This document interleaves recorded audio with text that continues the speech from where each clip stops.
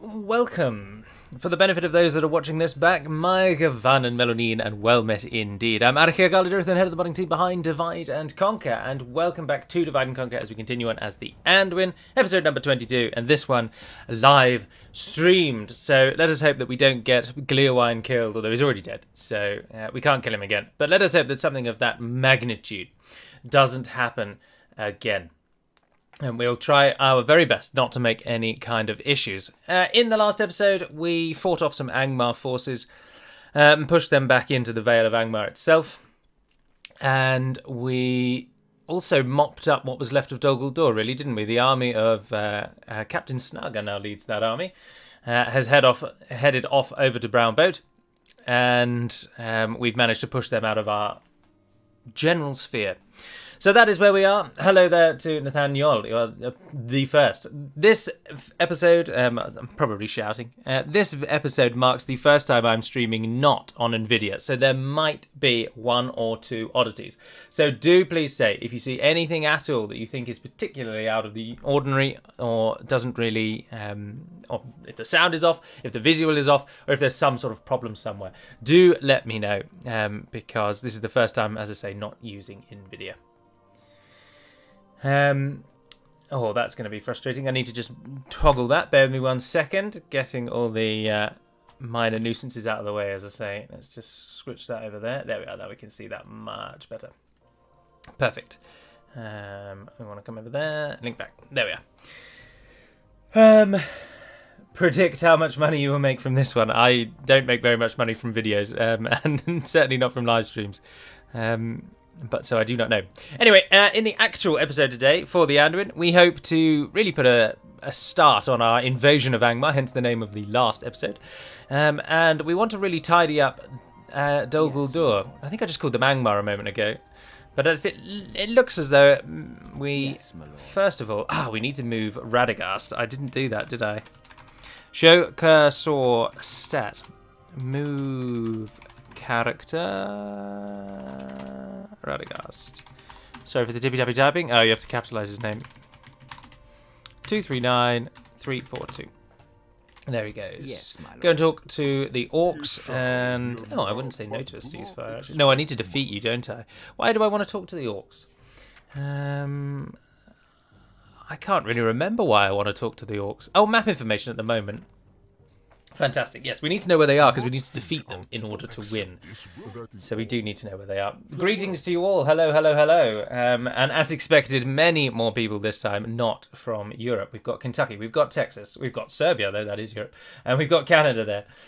Yes, Ashley Bean, you're right. This is a later one this time because if we are going to be testing all this live streaming malarkey, then something I wanted to do was test times of the day as well. Because as of right now, it is 6 o'clock in the afternoon here for me in England, which means that it is about the middle of the day for people in the Americas, and it's also the evening, obviously, for Europe. The only people who might not really be able to watch now are those down under, because they are between 10 to 12 hours ahead, so it's between 4 and 6 o'clock in the morning for them.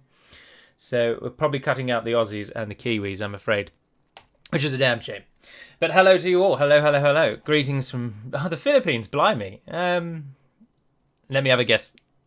11 hours ahead. Is it currently 5 o'clock in the morning in the Philippines? That would be my guess.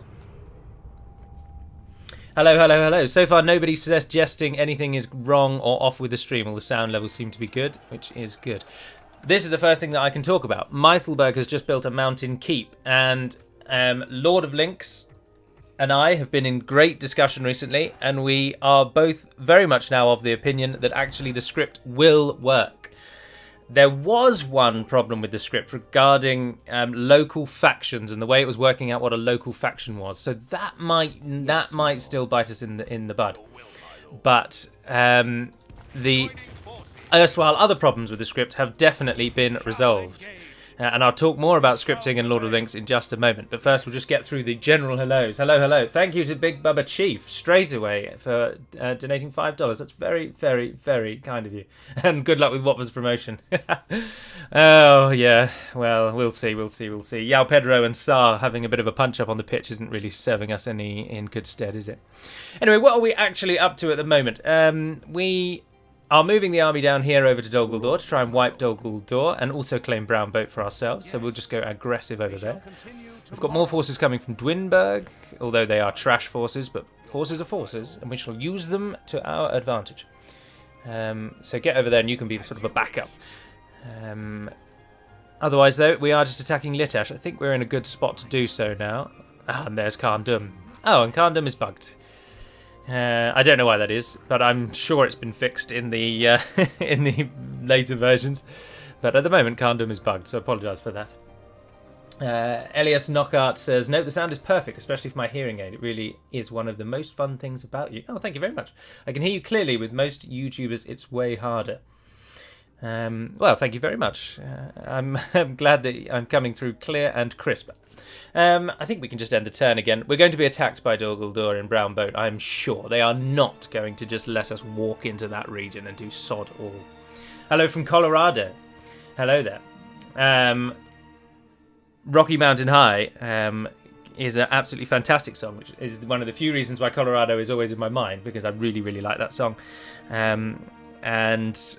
It's obviously all about Colorado, isn't it?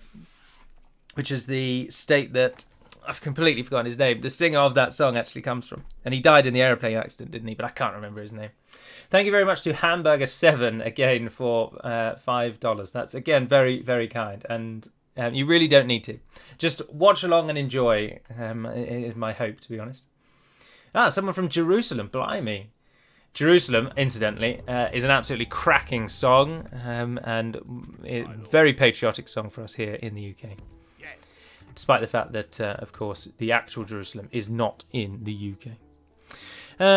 Right, Litash, they obviously are not going to rise up. They don't have anywhere near enough forces. Karndum, where Legend of Total War is currently the governor, they don't have any troops either. So I think we should try and move our spy, yes, to about there, to find what they're going to send to assist. Karl Jaderblom, best regards from Sweden. Thank you very much for 20 of whatever Swedish currency is. I'm afraid I've never been to Sweden, and I do not know what the name of your currency is. So I apologise for that. But thank you very much for it, nevertheless. Again, most wonderful, yet not required. Right, here we go. This is the army we were terrified to fight, but we're now going to crush them. Ishgaz is their leader. They have two crappy trash units. They've got two Uruks, which aren't reasonably good, but they'll fall under the unwavering and unfaltering arrow fire we're about to rain upon their heads. Kamul's Shadow Knights are a fantastic cavalry unit, easily one of the best, but the AI can't really use cavalry very well, and we all know that. So it's unlikely that they are going to give us much grief. Much grief at all. Swedish Ikeas. Yeah, I was going to say, well, I wasn't going to say, I already have done. Berkeley Smith there reminding everyone, even though it seems like it's in the evening for all of us here in the Europe, because obviously it is, away over in North Americas, it is lunchtime. And John Denver, yes, that is his name. Yes. I always have terrible trouble recollecting artist names. I know song names usually quite well, but the actual artists, and my biggest one is composers. I listen to a lot of classical music, and yet I could probably name maybe, outside of the two composers that everyone on earth knows, Mozart and Beethoven, I could name, I know Johann Bach, and I think that's about the limit of my knowledge, despite the ridiculous amount of classical music I listen to. I just don't take the composers' names in. Right, what we want to do here is use every single arrow that we have to our advantage, as you might expect. So we're going to line everyone else up, go behind, and wait for the enemy to inevitably charge at us. We're going to want to put everyone in the same place so that we can essentially funnel the enemy into our full melee might. We don't want to divide and conquer this time. It's the name of the mod. He said the name of the mod. We're not going to do that. We are going to just shoot at them. I mentioned in the last actual recording, but if you didn't happen to see it, that the full UI, which we have along the bottom here at the moment, the full UI was overwhelmingly preferred by essentially all of you in the comments on a few videos, and it is therefore going to stay. I do like the full UI because I do like that button. I find that a really, really useful ability. I'm all about that. It's nice to know how many people you've captured, but I could take or leave that one. Oh, look, the Merkwood bodyguards are out the front there. Right, speed up. And take them. If we can trap those... Oh, bugger. Run the infantry forward. Run forward. I've wasted. I've taken too long. The horde marches. Oh, no, the cavalry's pulled up. The cavalry has just pulled up. Oh, fantastic. There we are. There we go. That is what we want to see. Kamul's Shadow Knights charge into spearmen, saving our archers. Our precious, precious archers. As ever, with this being a live stream, please ask any questions that you can. Now, in the battles, I will not really be paying too much attention to the chat, which is just here, which is why I keep looking to the right. Because I do like to try and win, and the first live stream taught me that if I don't pay enough attention, things bad happen, such as the death of Clearwine. So in the battles, I won't pay as much attention, but on the campaign screen, I will flick through all the comments that I can see, and I will happily answer questions that you have. So if you've got a question about Lord of the Rings, obviously ask away. And if you have a question about Divide and Conquer, of course ask away. And I will answer what and where I can. Also, just for those of you who actually are here, if you are interested and you're wondering, I will live stream today until 8 o'clock in the evening. Now, if the stream gets corrupted or busted or we need to stop and start again, then that will unfortunately eat into the time. I am only here until 8. So ideally it will be 2 hours of uninterrupted glory, but there may be issues along the way. Hopefully not, though. Right, you could probably move forward. We actually outnumber them massively here, don't we? Thank you very much to Leafs Fan 2013. Leafs Fan 2013. I'm assuming, given that you've opted not for the correct form of leaves in the plurality, that Leaf must be some sort of sporting team, and you are therefore a fan of the Leafs because their name is like, I don't know, Red Leaf FC or something. And so you're a fan of the Leafs, and thus not pluralizing it properly. But in any event, thank you very much for the donation. Again, I do not know what Canadian dollars. Yes, I do. Yes, I do. Thank you very much. Even more then, because of course you have a leaf on your flag, don't you? So, I don't know. It put me out of my misery. Leafs fan. Why are you called Leafs fan, and why is it not VES? I'd like to know what the plural issues are there. But thank you very much for that. Again, you do not need to donate. I know that that's paradoxical, really. A live streamer telling you to keep your money, but please do. I do this just to get DaC out there. Download and enjoy DaC, and that's more than enough payment. Oh, no, we don't actually outnumber them that much. And there's quite a lot of them at the back, but we have taken down the Shadow Knights completely, which is fantastic. But you guys aren't getting enough shots off, so let's pull you further forward. And also let's send in the real dealers of death, the hobbits. Hi Galli, while watching your live stream I'm playing as the Ardanaim. Tried an interesting start. My starting generals took Tharbad, Londare and Golbel Tolflas. I like that start. Tharbad is one of the ones that I like to go for. You get the whole river that you can just completely dominate. The Gwathlo is just yours because you have naval supremacy as the AA. The only problem with taking Tharbad and Londare is that they're both quite ruined at the start of the game. And it means that it takes you a little bit of time to really actually get going economically, and you may fall foul of some stronger neighbours like Isengard, for example, who will have plenty of time to build up. Who are you for? Oh, you're our aggressive units. Yes, of course. You guys can go over there. Toronto Maple Leafs, someone just said it. Thank you very much. I assume... I mean, I shouldn't. You should never assume.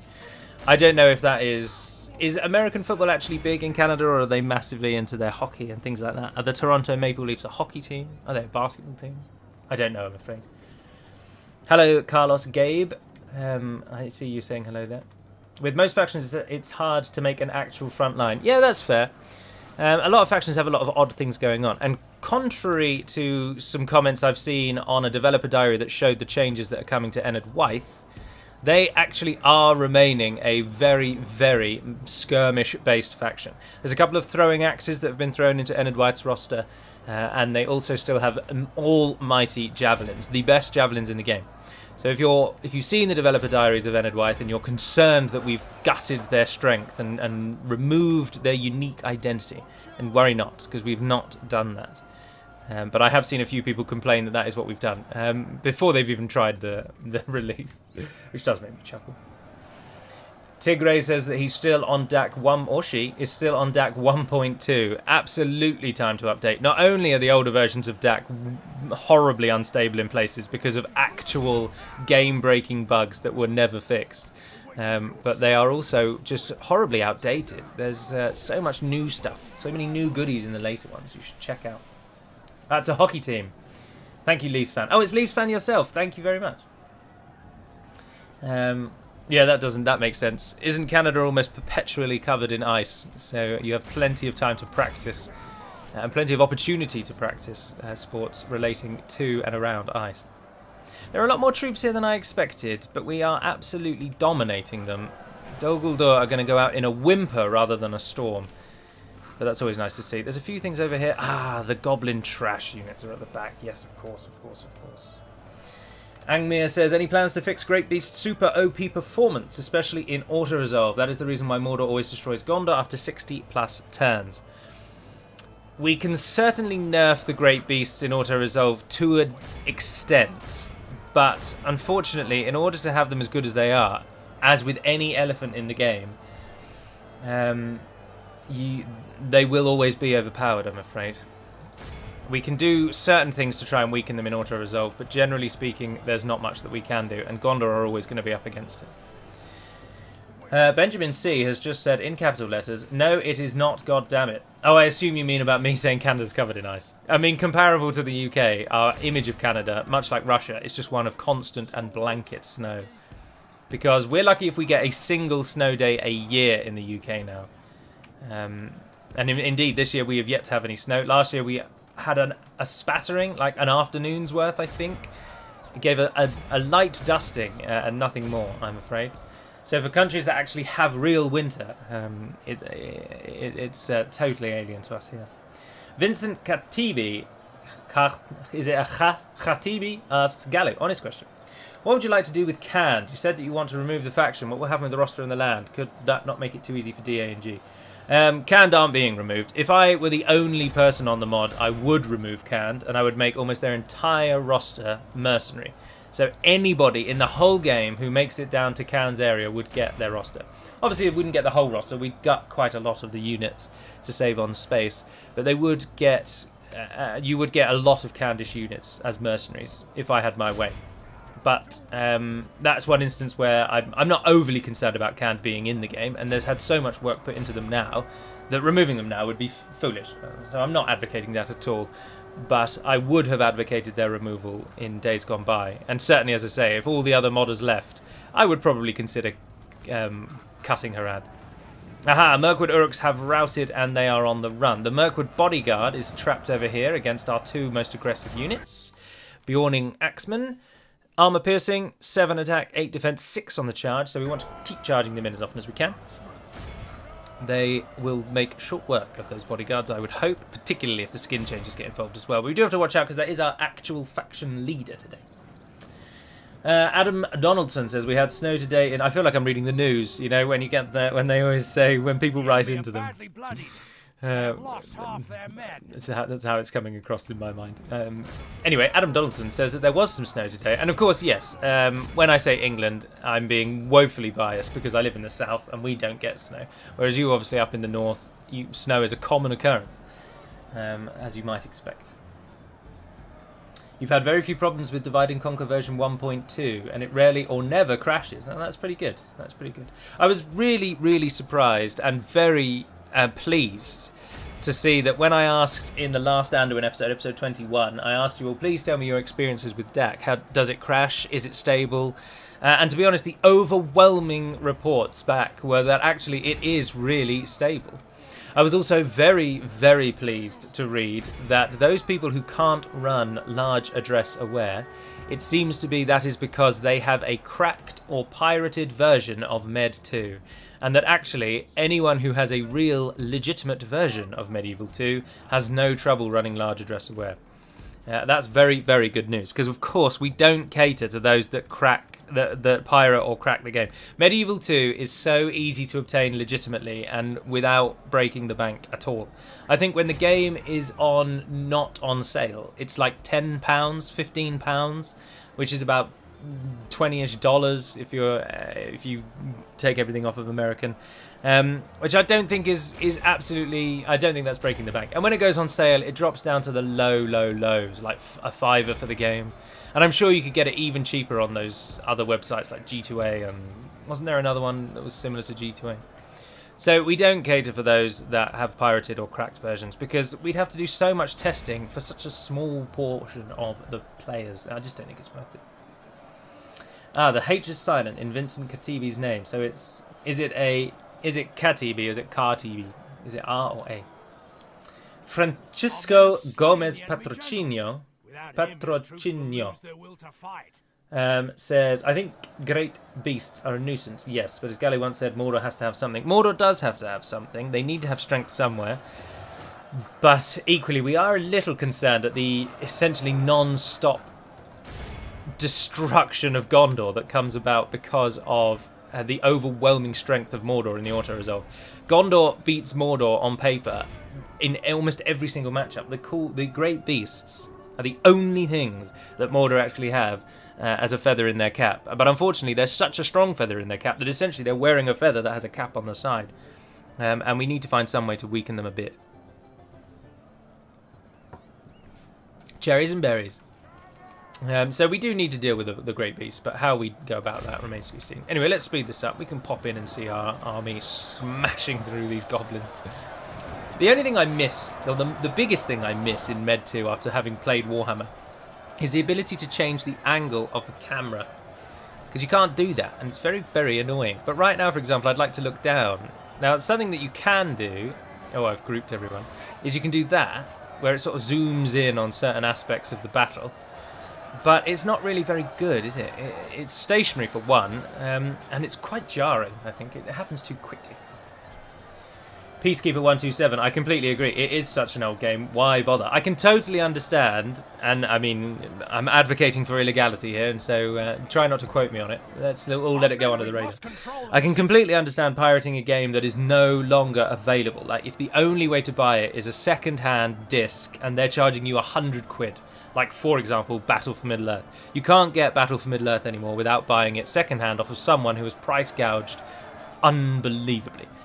They're really, really expensive. So if you can get a downloaded version of that, do it. I mean, you're not actually denying the company any money because they no longer make any money on that game. So, like, go for it. What the hell? But if the game is available, particularly on Steam or any of those platforms, because I'm sure Medieval 2 is available on all gaming platforms, I would have thought, then just buy it. Why the hell not? Golovan Jot asks, what am I drinking? This is what I call juice, but basically everyone else calls squash. This particular one is cherries and berries.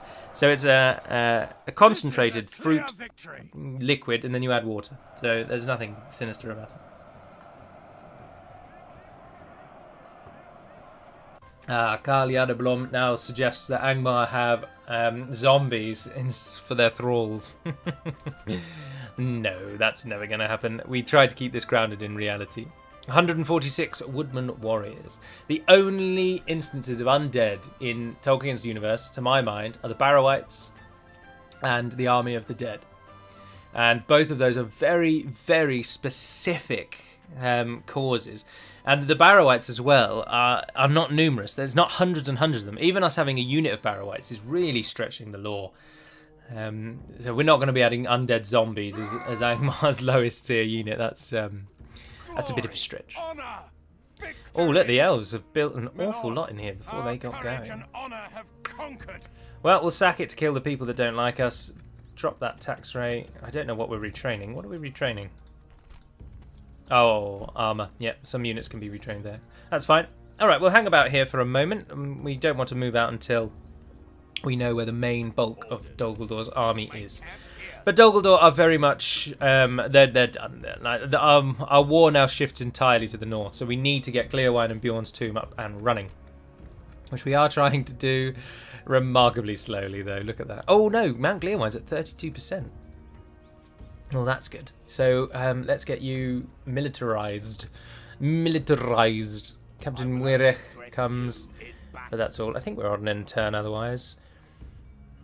We've moved that army in the south. I've just said we want to now focus north, and then I've moved a ton of units into the south. Leave 2 garrison troops there, but you can all head north. Oh, we should send you in the boats, actually, shouldn't we? Send you in the boat. There it is. Hop in that when you're done, son. Likewise, you've just trained a unit. Get them in the boat. And the ones that you're retraining, I'll take the best one first, please. get them in the boats as well. As well.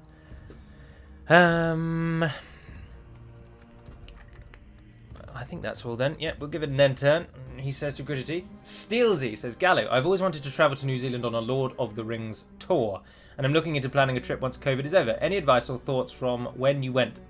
Yes, it is absolutely ridiculously easy to rent a camper van in either Auckland or Christchurch and then do a full loop of the South Island and then the North, or vice versa, leave the camper van at the other airport and fly out of there, which is exactly what I have done and exactly what I will do again.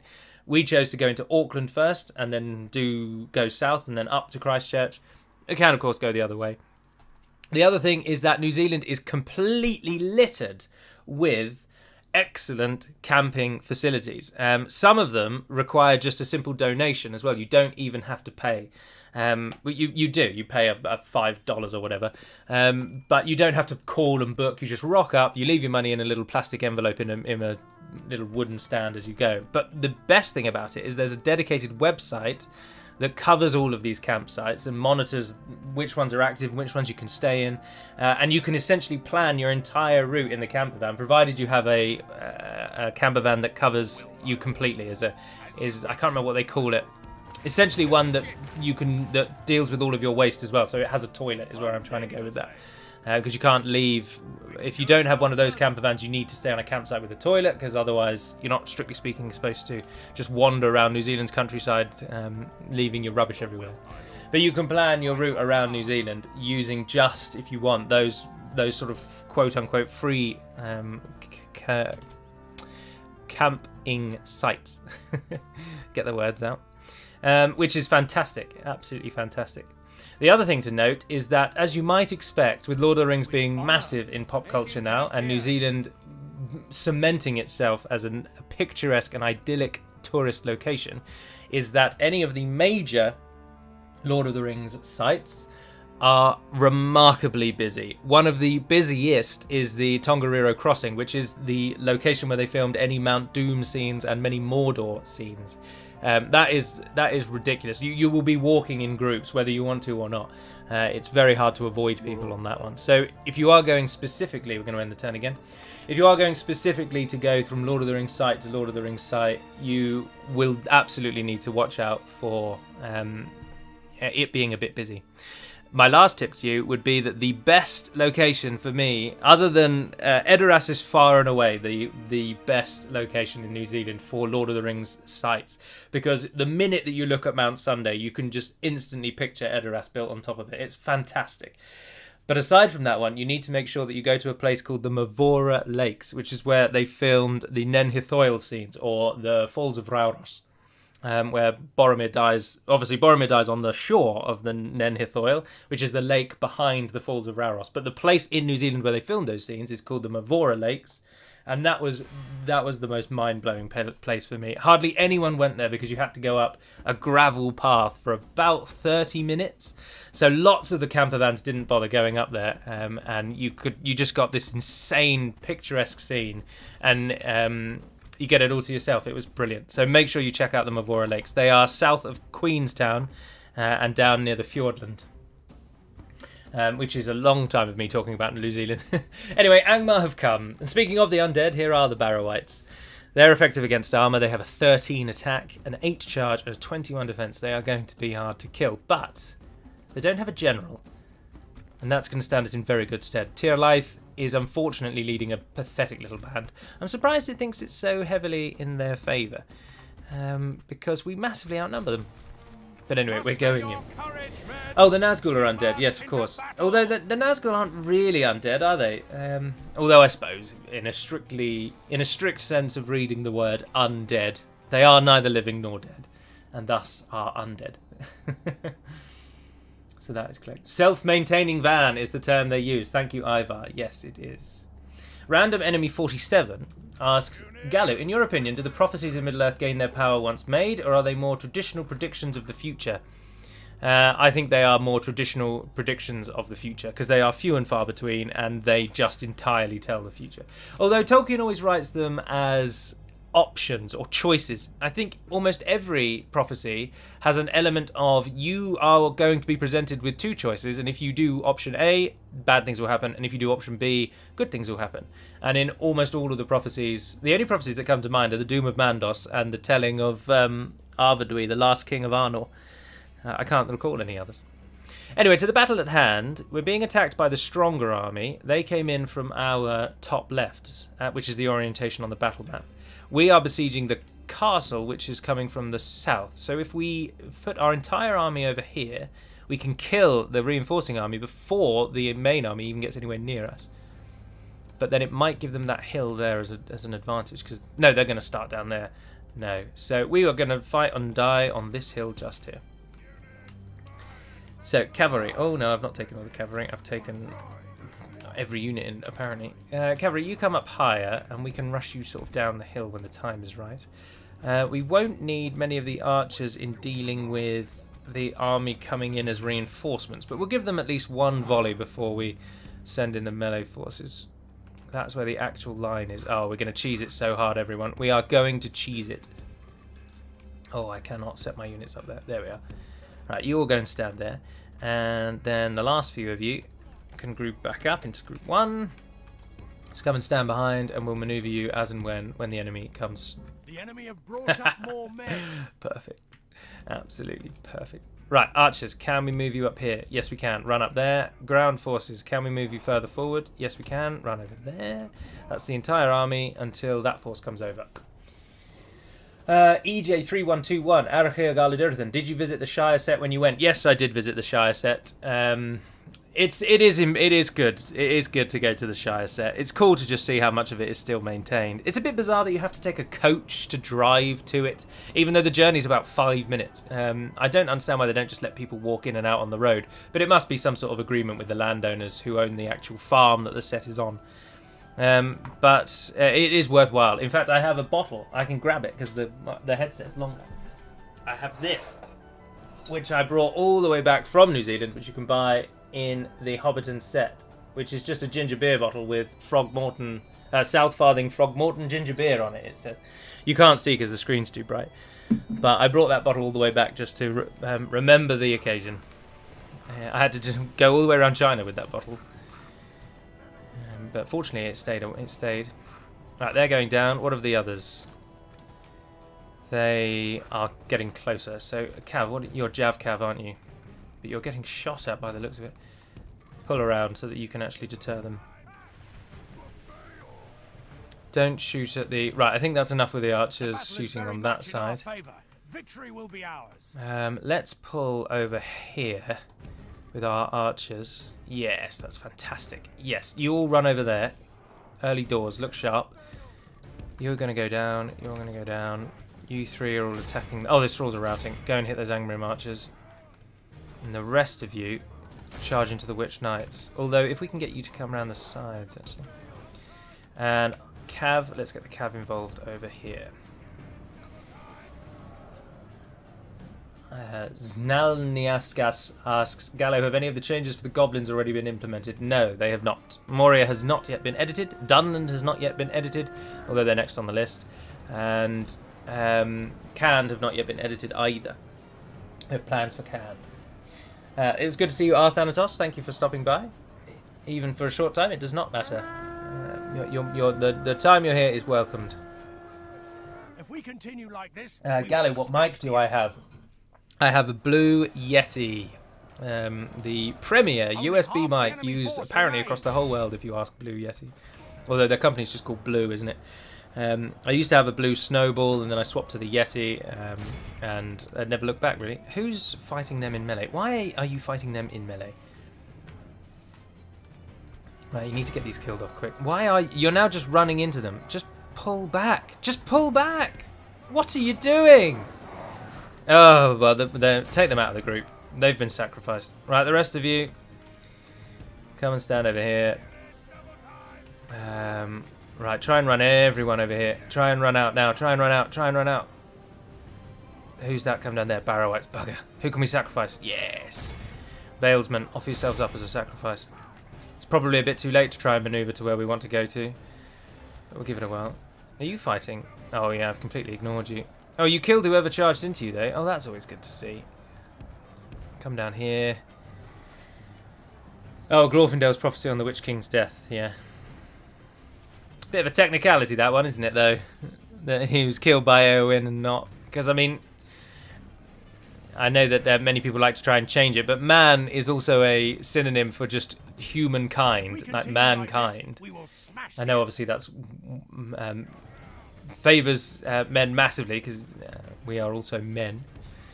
And I always took that one to be a bit of a cheeky prophecy, if you will. It's a bit of, he snuck that one in, Tolkien did. Right, we might as well charge out then. If they're not really going to do anything, let's charge across over there. Let's run the cavalry over there.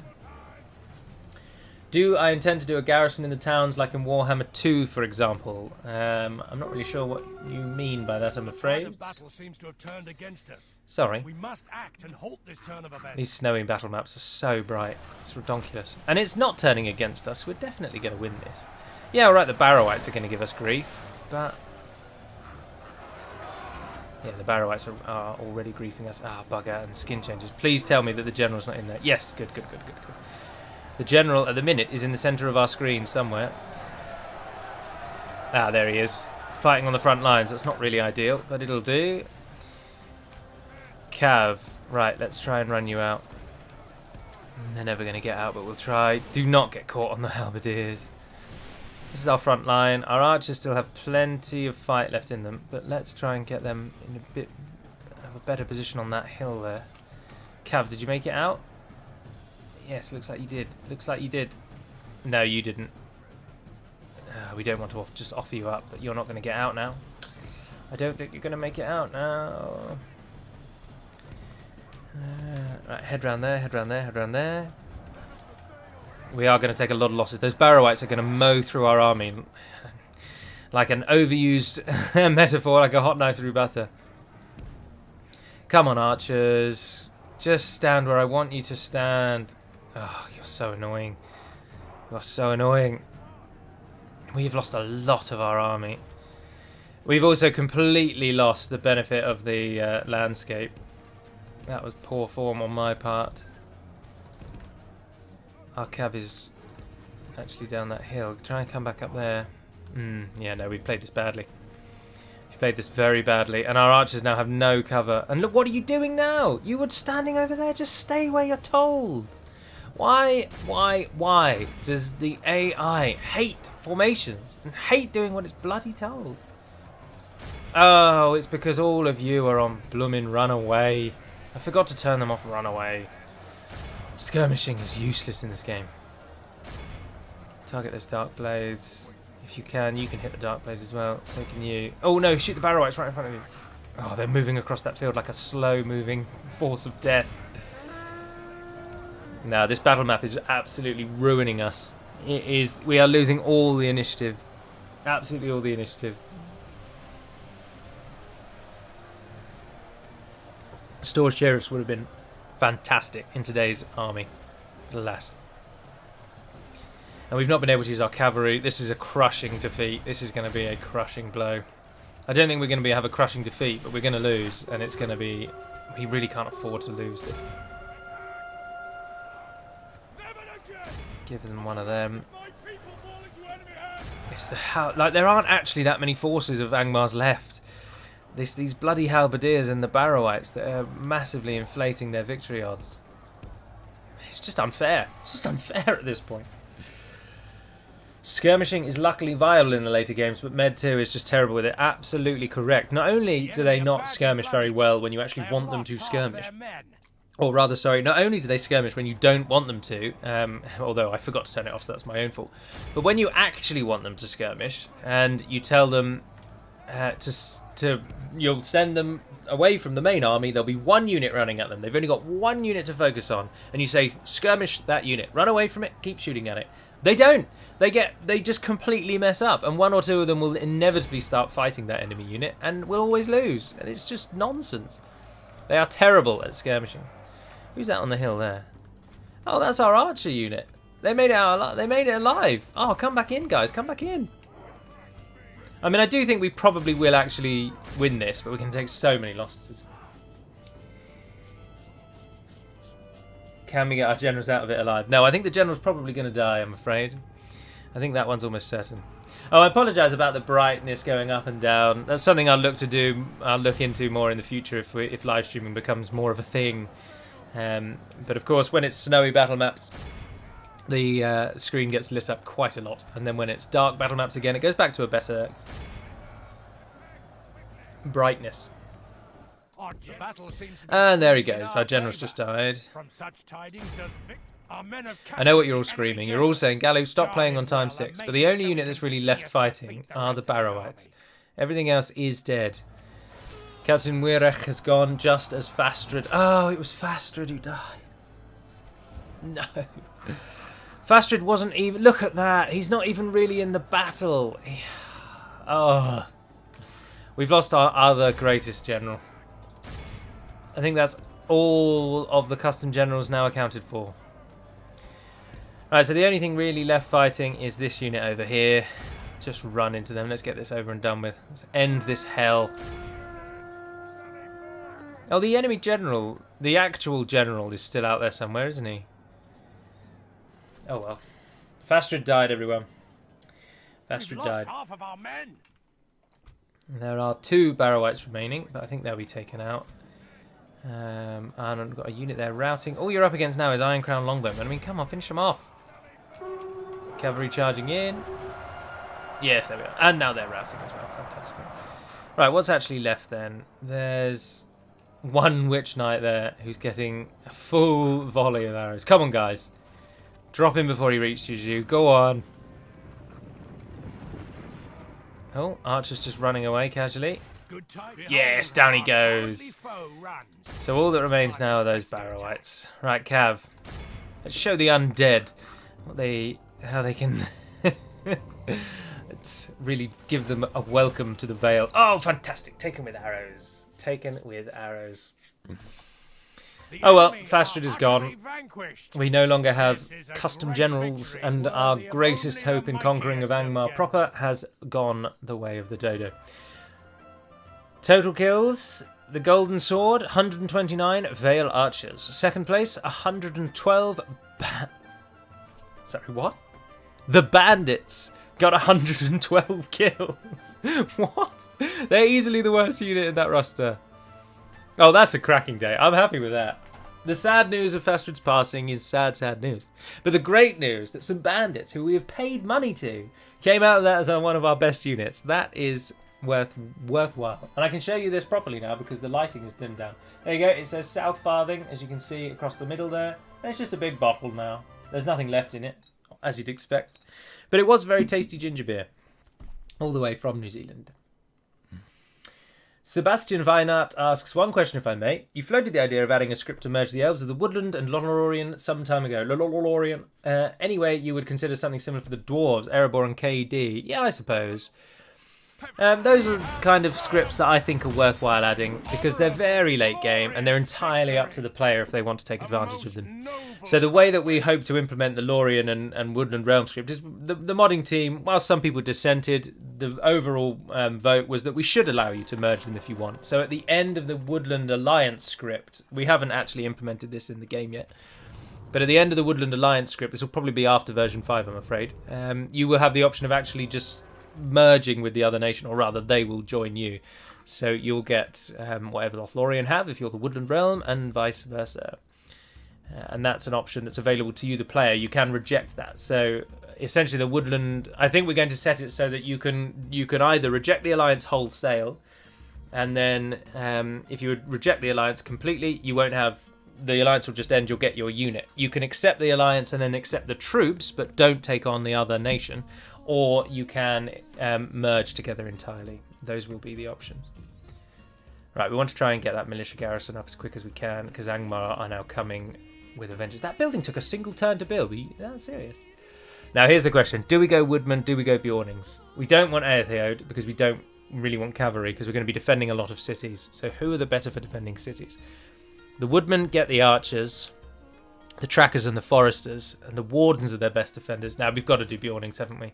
we've got to go Bjornings because the Bjornings get the defenders, bear warriors as well, and shield bearers. Yeah, we're going Bjornings. Bjorning camp, please. 3 turns. That's a disappointing amount of turns. Forces. Get in those ships. Ships ready. We've got to load more troops ready to go. Don't go yet. We could send another general. Well, we'll train that general. And there you go. Look, in fact, the entire garrison can go. So at least we've got a reinforcing army coming up the river. We are 3 turns from the stables, so we do get the best Aetheod. Fenelm got an herbalist and can now upgrade to a town. Fantastic. Dwinberg built roads and is then getting a moot hall. Ostingile muster hall so that we can get free upkeep. So we need the stone circle, which it's now building. Dane's Hall's master carpenter's hut, now getting a hero shrine. Enethauer stone circle and muster ground again for the free upkeep. Yulstone has everything that it can get. Oh, farmhand pikemen, yes. Get them to the front lines, son, where they're going to do wonders. We shall work wonders together, you and I. I've seen a question. Gallo, have you replaced Agendour as you said you were planning to do in the Angmar overview? No, we have not yet replaced Agendour as I was planning to do in the overview. We've not replaced Agendour. Agendour is one that I'm kind of happy to just leave, if I'm honest. Just let him stay in the game. Yes, my lord. I'm going to take those 2 units and the Woodman Warriors and send them out to Brown Boat, but the rest of you can go back. You're going to head over to the river where the boat will come and pick you up because we need to get you north as quickly as possible because they're going to see we are going to be so hemmed in now. Can you pop out and pop back in? Who are you? Galdor. Are you a member of the family, Galdor? Yes, you are. You are apparently... Gleowines? No, you were adopted. No, he's an adoptee. Much, unfortunately, I think the same with our current faction leader. The bloodline has already passed. Leaving the army. So Orgumund says, oh, hello, Sir Orgumund. Says, Gallo, what are your thoughts on the engine overhaul project? Are you the same Sir Orgumund as, are you of YouTube fame? Or do you just happen to be another Sir Orgumund? I'm not really bothered about the engine overhaul project. I've already seen that actually they can't crack the unit limit or the faction limit, which I think are the 2 big things you'd want from that overhaul project. Without being able to extend the number of units available in the mod as a whole, I don't really see the point of the mod, if I'm honest, particularly because you've got to run a separate executable, I think, every single time you load up the game, and I just think there's too much issue.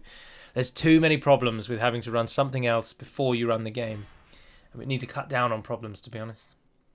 Haze of the Reach. Would you ever consider switching around the golden and silver armour for the High Elves, for example? The Noldor archers having golden armour. No, we wouldn't. We've deliberately chosen to make the elitist units have the armour seen in the oldest time frame from the films, and the newer units, the middle tier units, to have the more modern armour, which is how I believe it is currently set up. When I say modern armour, of course, I mean as we have all seen it from the Hobbit films. Right, we are being besieged, but with a relatively small army, and of course we've got the mighty bandits to stand guard now, which is good news. And the longer we keep the pressure on Litash and away from Gleowine, the better. Let's rename this, actually. No, yeah, perfect. We can do it on the fly. Fans, chat, those of you watching along, what would you rename Litash in Fastred's honour? Submit your suggestions now, and we will rename it in a moment. Because Litash, we can't call it Litash. And Fastred has done very, very well for the nation. I believe he even took Dane's Halls, which we should probably rename after him instead, because it's a much, much better place. I'm going to keep a little garrison in Brown Boat, just so... Oh, and I tell you what, actually, Odovacer, you go over and start building me watchtowers, because Ostingal likes me now. Oh, and look, Ostingal doesn't need those troops anymore, because you're about to get 2 free upkeep. Yes, you are. So we'll take a unit of those, and we'll send the rest up north, get them to retrain back at home. With honor. Nordstad, Fastred's Hold, Fastred's Holds, Fast Trash, Fastred's Fall. I normally quite like ones called Fastred's Fall. Fastred's Tomb. Fastberg. Fastberg works. Fort Fastred is cool, I like that. That's Ships ready. that's a bit of a winner in my mind for the moment. I like that. Making camp here. Particularly because Litash is it's a massive castle, so something like that works We nicely. shall continue Bandits tomorrow. Hall, yeah, that's good. Fastrid's Retreat, Fastrid's Last Stand, Fastrid's Fortress, Peak. Oh, Fastrid's Peak, Fastrid's Peak. We found our winner. Yes, yes, yes, yes, yes. Fastrid's Peak. Let's get that name in before they take it back. The winner there was Sebastian Weinart with a fantastic suggestion of... Oh, I've spelled his name wrong. Not doing him any honour at the moment. Fastrid's Peak. Smashing. There it is. And because it does have a bit of a peak, doesn't it? Good suggestion, Sebastian. I've thumbed up over there, but the camera's there, so apologies for that. I also am getting a new camera in anticipation of the live streaming, because this is Jessica's camera and she needs it for work almost every single day. And I've only done this 3 times, but already I'm fed up of having to swap the camera over every time I want to record. So I'm just going to buy one.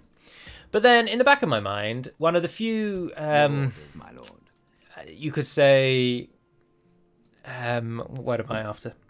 Conspiracies that I go in for is that I think if you have a camera, there is a very real risk that anyone anywhere could hack into it at any time and just see the feed on your camera. I think we can end the turn. And I appreciate that is a conspiracy theory, and that's a very silly thing to be concerned about, because I don't think that would really happen.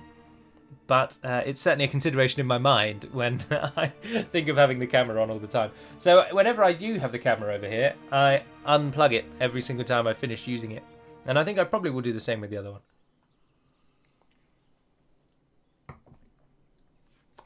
Could Lorien get full watchtowers in its south region, considering their defensive nature in the mod? They could, I suppose. But everyone wants nations that they play to always have... full watchtowers at the start of the game, because everyone is coming to Med 2 now from the later games where watchtowers are a thing of the past, and you get vision on every region in every game all the time, whatever. Or you in any region you own gets automatic vision in the later games. Although that comes with a negative. In Warhammer 2, because there are no watchtowers, your vision extends to the border of your region and no further. And that is really annoying. You can't get that sneaky extra vision anymore. They did away with it, and I just do not understand why. Ostingar got its stone circle, so we now get free upkeep, and we should probably go with roads. Let's keep the money going. What's your culture? 24%. Before we go, let's get the Master Carpenters, bring the roads down. Amunlank got a hero shrine. Oh, that's good. That is very, very, very good. Oh, and you've got a really good unit, haven't you? Yes, you have. Yes, you have. I sound like I'm talking to a dog. You go north. Yes, We'll pay for that unit. There you go. Take 202 of them. your orders, my lord. The boat is coming back. The boat is coming back. Admiral Jord. Now, one of the good things that's just popped into my head, and it's completely unrelated in truth, Yes, if the script doesn't work and we're not able to upgrade our cities, that won't affect our late game units, because as you have already seen, if we just click on any town, the barracks do not require cities. You can get your post-barracks event, even though that's not a thing anymore, but you can get your post-barracks event units now straight away. You don't need cities to do it. The cities is just for the longevity, so you have a purpose. You have more meaning to your towns once you've finished building what you've built. You don't get capped off at the small, relatively small size of a large town. yes, my lord. Right, you come and build me towers. Ah, the elves are just trashing Dol Guldur, absolutely trashing Dol Guldur across the world. C Noogs, what an interesting name. Knoogs asks, what does Jessica do for work? Also, who is Jessica? Jessica is my fiancée. We hopefully, provided that the UK gets everyone vaccinated in time, are getting married in July of this year. We have been together now for 12 years. So it's about time that we finally actually do something about it. And so that's who she is. And she works in a prison, Your orders, my lord. but not as a prison warden. She works for a drug rehabilitation service. That's her job. But at the moment, we're all working from home, so that's why she needs the camera. Thank you, Adam Armstrong, for being the 100th like. I don't get to see the likes. I've mentioned it twice, but I will mention it again because we're now at quite a higher viewer count. This is the first stream where I'm using Streamlabs OBS. So do let me know if there's anything that you see or hear as an oddity. Streamlabs is proving to be fantastic because it means I don't have to log into YouTube to read all of your chats. It comes with its own little chat box, which NVIDIA does not do. It also, Streamlabs doesn't put the camera in the top corner up there, so I'm not distracted by myself. Instead, the camera is over there. You can't see, but you can see me pointing. But it's there, so I'm not constantly looking at myself, which is nice. Streamlabs is also supposed to have this sort of mini feed, so if anyone ever donates anything or super chats, it's supposed to come up in this feed, but it has not done that. So that's something that I need to look into. Karas Galadon has had an invasion called upon it. Oh dear, dear, dear, dear, dear, dear, dear, dear. That means they're going to come right past our holding. And we can't have that. Oh no, we can't have that. Yes, my lord. Right, go and pick up those woodman trackers. Ships ready. And you're the one that's going home. Now, woodman units can be retrained in Dwinberg, so you might as well just go there, or you can retrain in due course. Apiary Homestead, yes please. I'll take an Elder's Hall as well if it's going. And the Aethead Horseman, you need to go all the way to Framsburg to be retrained. And Captain Indoor, you could go to Gleerwine actually, because it will very shortly, or it probably just did. Yes, and we can go straight into the Tier 2 barracks. Fantastic. And then after that, can you get me a blacksmith, please? Thank you, thank you, thank you, thank you, thank you, thank you. Grimbeorn has done a thing. Hold on, is Grimbeorn still alive?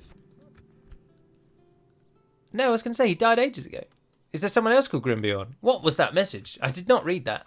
Your orders, my lord. My failing there. Right, we're going to need to attack. How long have we got here? 7 turns. Perfect. So we can wait for the reinforcements to get there. You can go with them. You can take... I'll take the archers. I'm not all that bothered about the Valesmen and the... We'll leave the Valesmen as a garrison. Look at that army. Trio wine. Yes. We've mustered an army out of nowhere. That thin air just popped into existence. It's fantastic. It's nice being economically stable. This is such an alien position for me to be in. As many of you will know, this is now the probably 14th or 15th DaC campaign I've done for YouTube. And it is very rare that I make money. I constantly teeter around bankruptcy. So this is a welcome change. Most welcome. Leothold isn't building anything. You can give me Master Carpenters. And there we are, we've just run out of money. You can get a Leather Tanner and a Bjorn. Oh, yeah. The barracks. Ramsburg, Yalstone, you're not doing out. And there we are. Alright, end the turn again. Can't wait to play this game. Would you consider streaming on Twitch, says B. Davis. I don't know. I've never used Twitch, nor have I ever watched anyone on Twitch. The only time I ever go onto Twitch is when I get killed by a TTV in Apex Legends, and I want to go and see, are they a TTV that people are watching, or was I killed by someone who's just starting out? And in every single time, apart from one game, where we dropped with someone I think who was called Shiv, and he has thousands of followers. There were like 2,000 people watching him. Every other TTV that I've ever killed or been killed by had almost no viewers. But that's the only time I've ever been to Twitch. So I don't know my way around Twitch, is the problem. But I suppose I could stream on Twitch, but I don't see that there's a need necessarily, especially while we're just starting out. Let's just see how this goes, and then we'll work it out from there, I suppose. Do invasions still all target Lothlorien first? Generally, yes. Unfortunately, the way invasions work is so arbitrary, and normally the highest... there's a file that lists every region in the game, and they're listed north to south, for want of a better reason, top to bottom. And the highest region in the list that is a possible target is usually always chosen first. Now, it is supposed to randomly pick the town that is the invasion target, but that almost never happens. And it's very frustrating. So Lothlorien is probably always the first target, yes. The only time it won't be is if it's already fallen, and thus Sauron cannot call an invasion upon it. But that's not often rare. Oh, we can get real cavalry. And in 10 turns we can get the Framsguard, yes. We do want to get cavalry where possible, because Angmar can't really deal with cavalry. They've got the halberdiers, but they're wargs. Wargs are actually really good at dealing with cavalry when controlled by a human. They are terrible at dealing with cavalry when controlled by the AI. We can use that to our advantage. So a cavalry-heavy army will be a blessing, a boon against Angmar. And you just trained all those units as well. Oh, fantastic. Fantastic. You can head out. Anduin could do with having more forces because that is a pathetic, piddly little garrison. Although Dogaldor did hit us, but the elves are keeping us alive. If that Dogaldor army comes for Brownboat, we're going to lose it. There's no two ways about it. Go no further, my lord. Right, otherwise though, Yes. that's as far as Trio Wine can actually get. We'll form the best army possible out of all these forces, and then we'll march on Carndum proper. Even though Carndum is not currently visible on the campaign map, it is still Carndum. It will still be Carndum, I think. This might be the first time we get a crash in the game. That'll be terribly disappointing. It'd be very, very annoying if we do get a crash, because the stream will carry on, but the screen will go black and you'll just see my face. But then actually, as soon as I then load the game back up again, it will just kick back in again. So we should be alright. As we are now at the halfway point, I think it's fitting for me to say that this is the halfway point. I'll be streaming for 1 more hour, which is until 8 o'clock my time this evening, I'd much rather stream in the morning, I have to say. So if you are watching in the North Americas, Canada, America itself, anywhere in the Caribbean, or indeed in South America, because you're all in the same time zone, if you are watching from there, it's likely that the streams will probably be early in the morning my time, which means they'll be very early in the morning your time. So you may not be around to see them, but I prefer streaming in the morning because I prefer getting it out of the way. It has been on my mind all day today that I knew I was going to stream this evening. And whilst this is now the third one, I'm much more comfortable with it than I was before. It still does play on my mind a touch, and so I'd rather get it done and dusted. It's like when you're presenting. Every one of us has always been in some sort of class somewhere where you know that you've got to go in and you've got to present. You and your team have got to talk about something. You always want to go first, because then you can sit back, watch all the other presentations, and just relax. You know that your one is out of the way. Never go last. Also, because if you go last, you watch everyone else's presentations and you think, bugger, that one was better than mine, that one was better than mine, they've covered the same topic as me, bugger. Whereas if you go first, you don't have any of those issues. So if given the opportunity when public speaking in any kind of way, if there is a list, try and be first. The only time that it doesn't help to be first is in singing competitions, because people forget your song. But in all other events, go first. Right, with Fastrid's Peak under our belt and Angmar not really doing anything to take it back, I can't see that they're going to be able to stop us, to be honest. I think Anduin is probably going to come to a much quicker conclusion than we'd first hoped. But let's build a nice army out of what we've got. So we're going to take Trio Iron, we're going to take Bjornings, we're going to take every arch unit that we can, and we're going to take the cav units that are full. Then we're going to take from you... I don't think we do want 2 generals in the army. No, we don't really want more archers. Full unit of trash there. We'll take them, I suppose. Coming in here, Bjorn. Oh, that whole army can just join. Room for 1 more. We'll take the Valesman, and then you guys can go into the peak. We'll sit with Galdor. Yes, my lord. Because we've got another general coming. Yes, our faction leader's coming, isn't he? He's in the boats. Ships ready. Yes, and that's a good army as well, so that'll move them around. Now, do we go south or do we go west? Do we go Carndum? Do we go... Where's my spy? Where's my spy? Get me my spy. Spy Master General, if you would, find out, please, if they hold here. Oh, they do. This is all the Entmoors. And that's Mount Grab. So they do have what's beyond that. Yes, so I think we do want to go south. So we'll hit Moirich. We can't get him yet. But we'll get him. He sits back and waits, watches as the mighty army of the Anduin now marches through the Vale of Litash itself.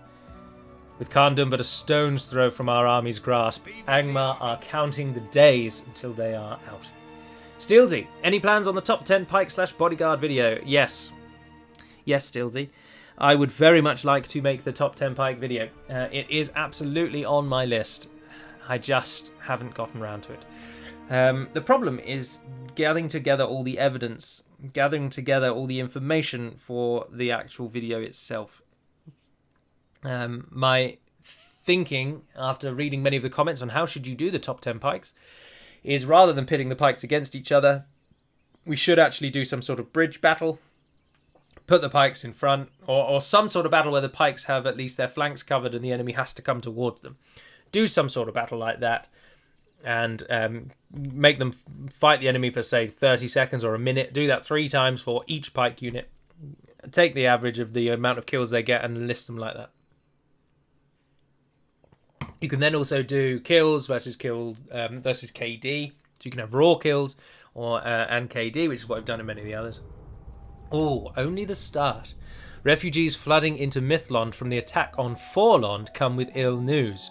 The attack on the Outer Haven was only the beginning, and the enemy has a far greater and more elite force preparing for the final invasion of Mythlond. They will be here at the end of the season. We're not supposed to see that message, because that message is for the elves. Lorien prospers. The woods of Lothlorien are filled with song and secretive celebration. In the deepest, upon Amroth and Caras Galadon, the beauty and grace is resounding. The leadership of Celeborn was always filled with belief, and he brings his war mastery to fruitful success. This is a very fruitful message, isn't it? It cannot be seen that Lorien will wither, and its forces grow stronger with each falling leaf of the Malorn trees. Interesting that Lorien prospers despite the fact that they have an invasion targeted upon. Oh, Radagast, we can use you for sight range as well. Yes, of course. Of course. Yes, my lord. Let's get him out of the way and hit Mount Graham. Nice and hard, early doors. Brutality is key. Angmar shall fall before the sword of the Vale. Captain Berroiorn. Bit of a mouthful, but he's moving out. Did we have anyone else moving? No, I think that's everyone for now. General over here building towers. Your orders, my lord.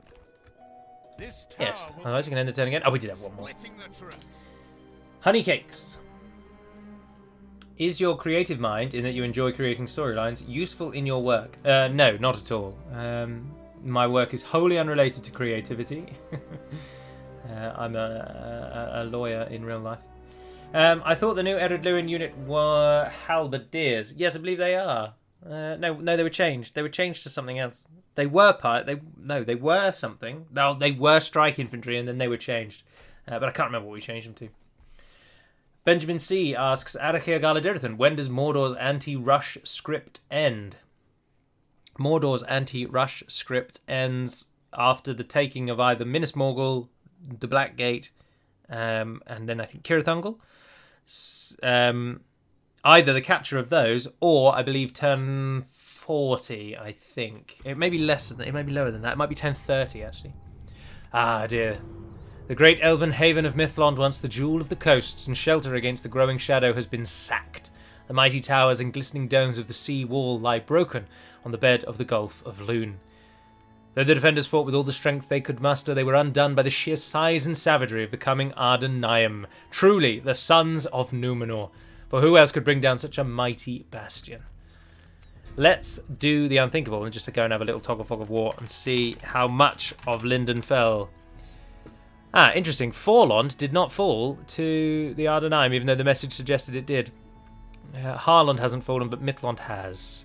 Captain Morlane there has taken Mythlond. Anyway, let's turn that off quickly before we see any of Angmar's territories. Graham.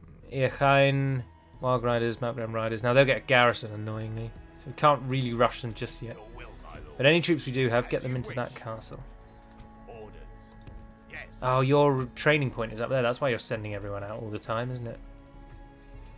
Yes, it is. Yes, it is. Danes Hall's starting to like us. And they can train Airhead archers again. Oh, fantastic. Get us nailed until once you're done. And then... Oh, wow. You're hugely Northman. Let's get a muster ground in there and get you free upkeep on that. Down in the south of Dovasur, you can give us more. We will be fighting the battle at Graham, but ideally I'm going to wait until our faction leader gets there. And he's probably about 3 turns away. Yes, 3 or 4-ish turns away, which will be today. So we will fight that later. But we'll have a little bit of campaign fun before then. Yes, Let's talk to the elves. Map information. You can have military access if you like, but they reject it, of course they do. Another proposition. And then they'll say not interested. Well, that seemed fruitful. Suit yourselves.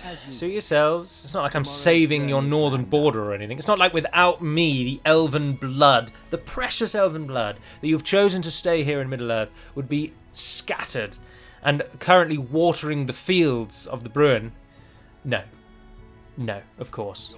Let's treat me like I'm the hostile enemy, even though you're getting your arse handed to you, if you'll pardon the blue language. Thank you very much for staying around and watching Haze of the Reach. Although I have to say that when I see the comments, they actually happened quite some time ago. So you've probably already gone. But thank you very much for watching nevertheless.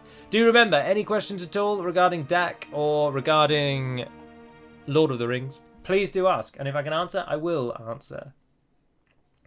Like that question. Rashier, Arakia, of what addition to the Third Age mod are you most proud of? I am most proud, probably, of the Aradanaim. The changes that we made to them are fantastic. They were almost an instant hit when we introduced them, and when we edited the old Umbar faction into the Ardanaim, they were hugely well received. And the Ardanaim are 100% me and my team. So it's Hummingbird and I and RK and Lord of Link's, although Anduin, Ardanaim are before Lord of Link's time. The Elite Dwarf as well, and a few others whose names will almost certainly escape me. Rohura, of course, but I don't know which ones of those were around when we did the Ardanaim. But lots of things in the mod weren't done by us. They were maybe honed by us, but not created by us, as the Ardanaim were, including their roster. So I'm very proud of the Ardanaim. I think they're the standout feature of the mod, to be honest. Oh, here we go. Look at this. Fantastic. Now, we don't get Bear Warriors because they are only available in the Karok, if memory serves. Oh, no, it's because we don't have the culture requirement for them. No, they were only available in the Karok, but that was changed a while ago.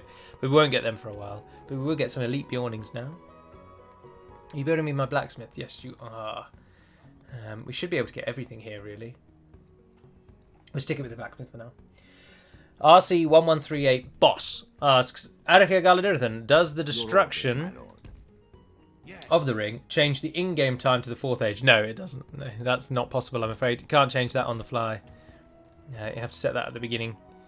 Well, you can change it on the fly, but you have to either manually edit a file yourself after the event, or you have to run a batch file, which we have put into the mod, which itself just changes one of the files for you. And it's just not worth it. No, we don't really need a tomb here. I mean, we were going to go to Mordor, weren't we? But then yes, of course, Alaric died, didn't he? And we lost the ring, so that's no longer pertinent. You may as well keep going up that line, I suppose. Herbalist is always welcome, and Moonhall's always welcome. Farming and chicken farming. No bad reason there. Harad and Dolamath are at war.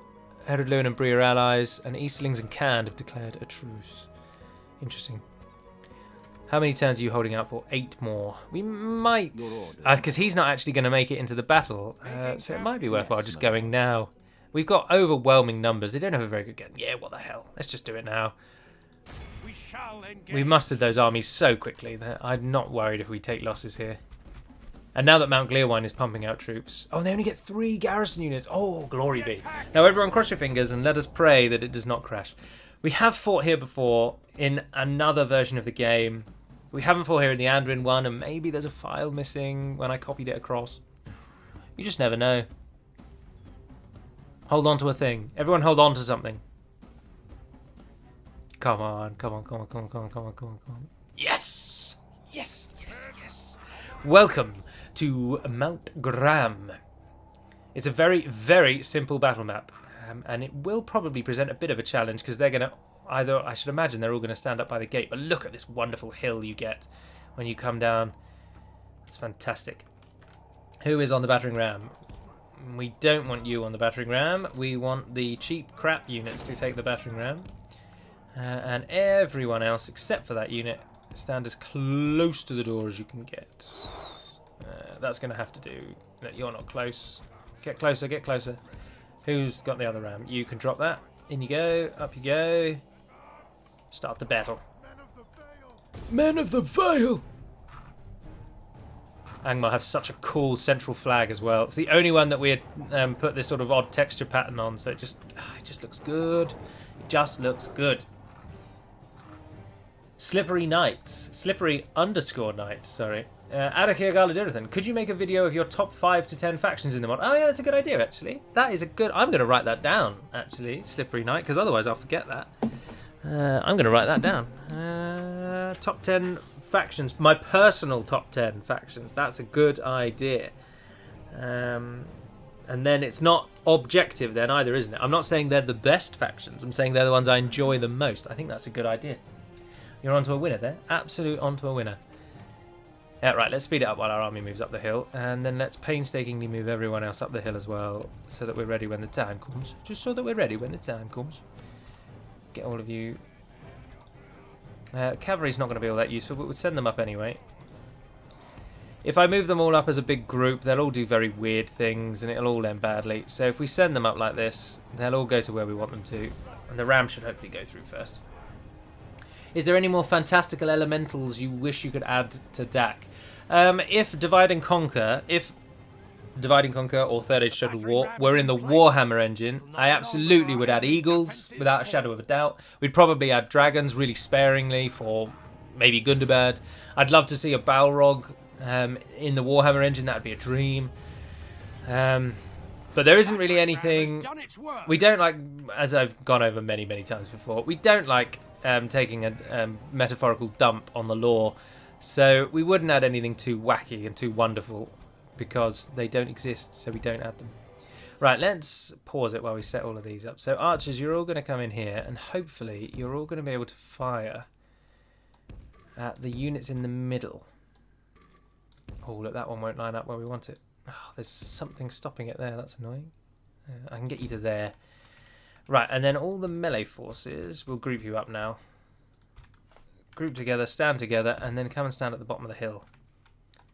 In just a long line, that will do nicely. And the Cav, if you could run yourselves somewhere... Oh no, Cav, stay where you are for now, because I'm not sure how we can actually use you. I don't think this is really the battle for Cav, to be honest. And we've got 3 more archer units. We might be able to get them to just come and stand along the back here. No. Go on, you've got to be able to stand there. Oh, come on. Right, there you go. You guys go there. Move the melee line slightly further forward. Stretch it further across. And then we'll turn everyone and face them where they need to go when they're ready. Right, there you go. And everyone run. Let's get into this city. Captured the enemy's walls.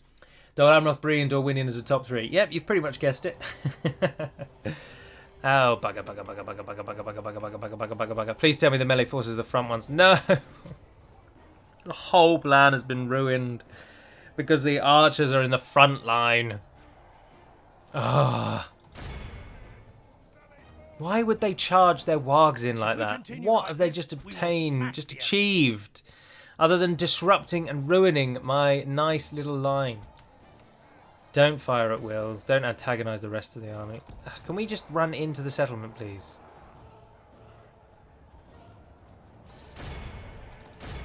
Ugh, this is carnage. Absolutely horrific carnage.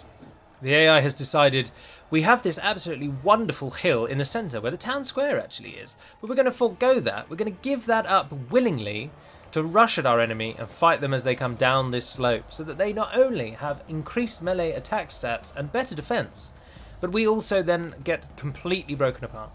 But sadly, those Vale Archers are going to pay the price for my hubris and my expectation that the AI would stand still and do nothing. Come on, speed it up. Get down the hill.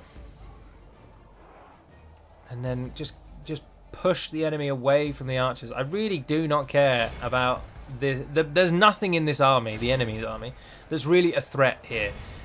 We will absolutely smash this, particularly once our archers start firing, which they probably can do now because there's no enemies up there anymore, are there?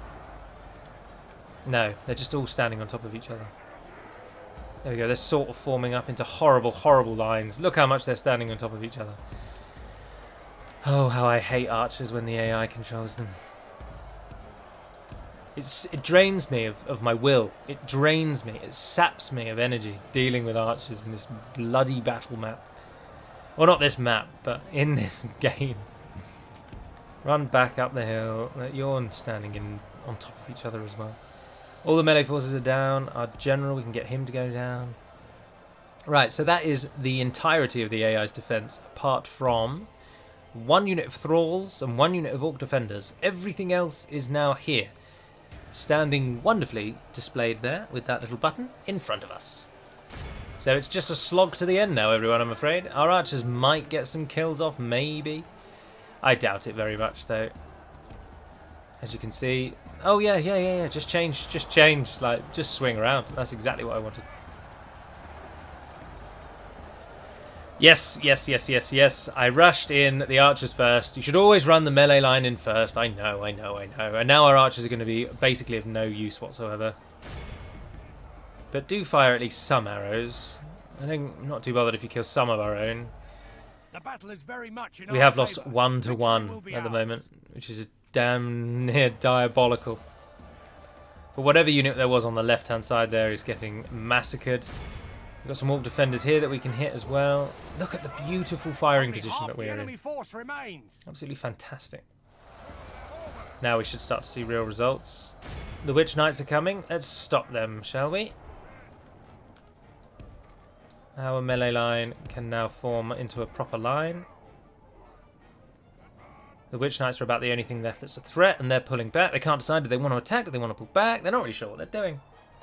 The Bane of Gallo, Dwarven Goat Riders. Oh yeah, did someone suggest Dwarven Goat Riders? Because no.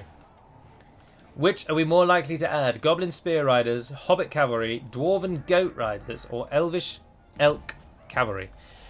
It's an absolute no-brainer. It would be Hobbit Cavalry, because we have one concrete, factual event of a Hobbit riding a pony into war.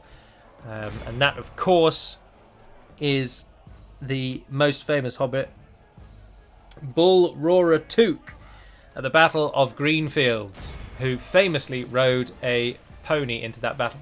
Although he is something of a standout because he is famous for being able to actually ride a pony or ride a horse. Most hobbits can't do that, so he's not really the best example. Archers, are you able to shoot at them? All of you over here, take on those. We've captured Yeah, if the we can enemy's kill general. those with arrows mostly. Cowardly Yeah, dog to this is turn over. tail and run. We've lost a lot of our melee forces, but then to be fair, early doors Anduin troops, we are still wild men, remember? So early tier units from our roster are not miracle workers. I appreciate I have done them dirty, and I threw them into a battle that they just could not win. And they come very much up against it, and now we've lost most of our men. But when we get into the later stages of the game, as you will see, we do actually have quite dependable infantry units. We just need to get to that stage. We're not there yet. Do you think you'd be a part of Middle-earth mod that uses an updated engine, or is life going to get in the with the wedding and all? Congrats, by the way. Life will absolutely get in the way. I don't know how much longer I will do modding. I've already almost stopped modding on about 2 occasions, but I decided to just take a break instead and then come back a few months later, which is what I've then done successively after each release of the mod, and I'm only sort of now starting to get back into the swing of modding more regularly and maybe once a week. So life will definitely get in the way. There's no way I'll transition to another later game engine.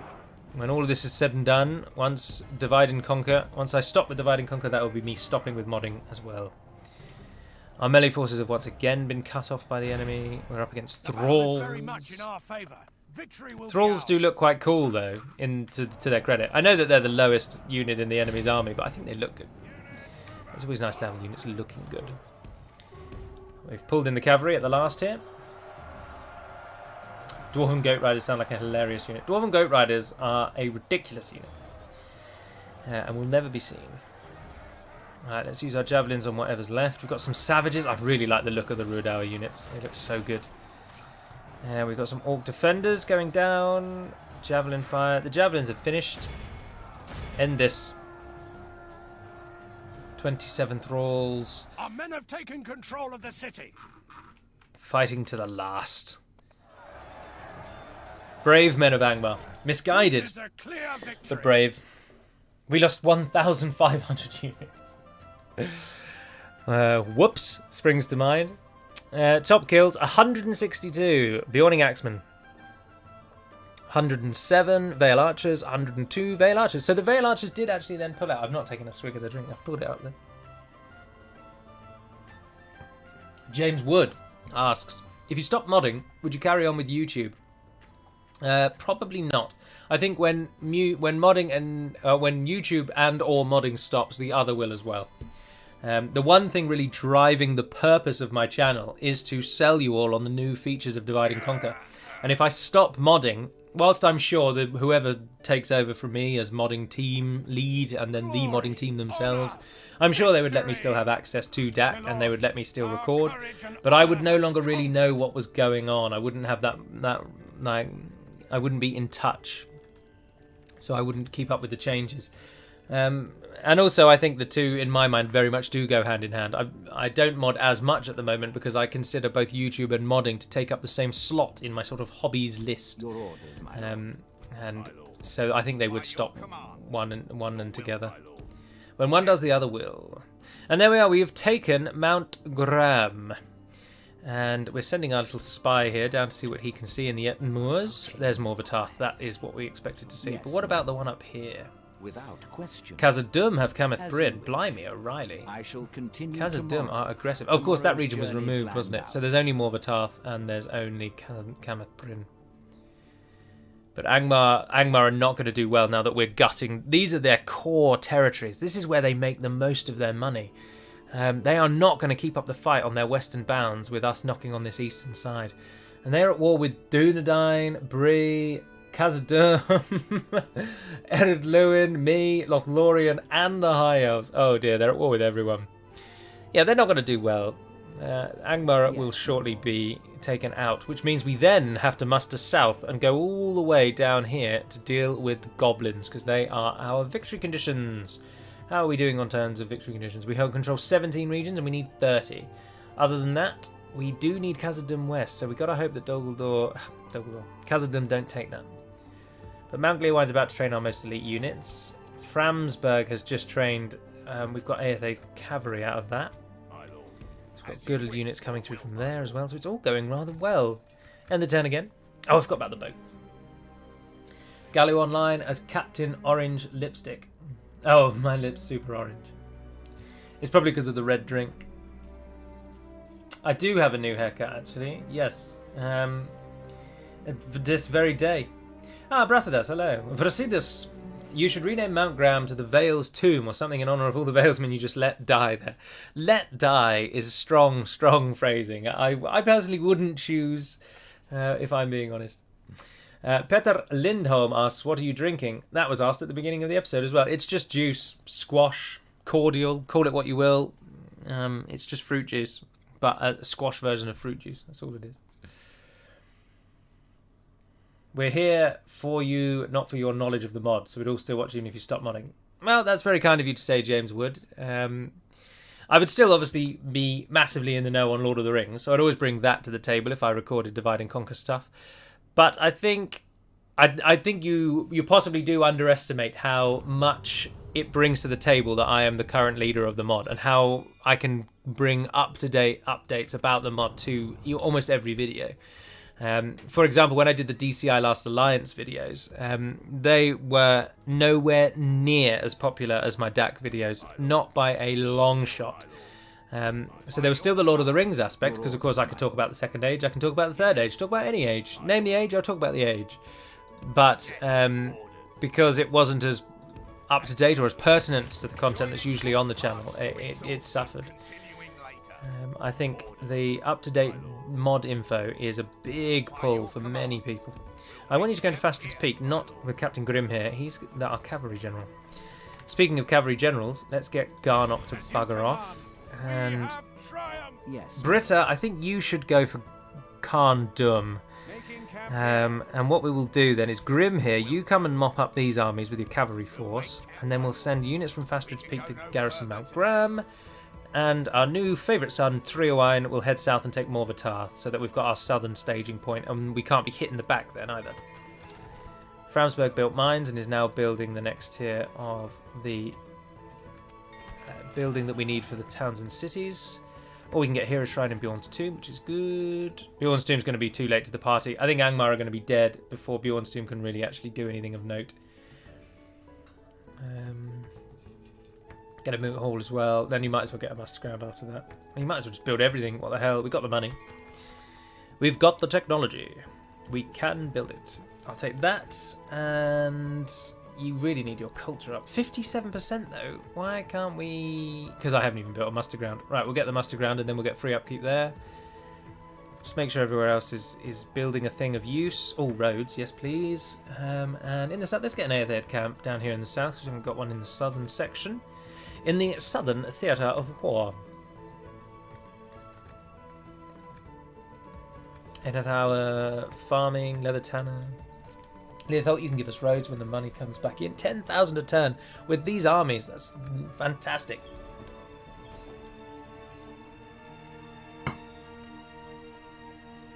How do you say orange lipstick in either of the Elven languages? I'm looking at the little camera section and I don't think my lips look that orange.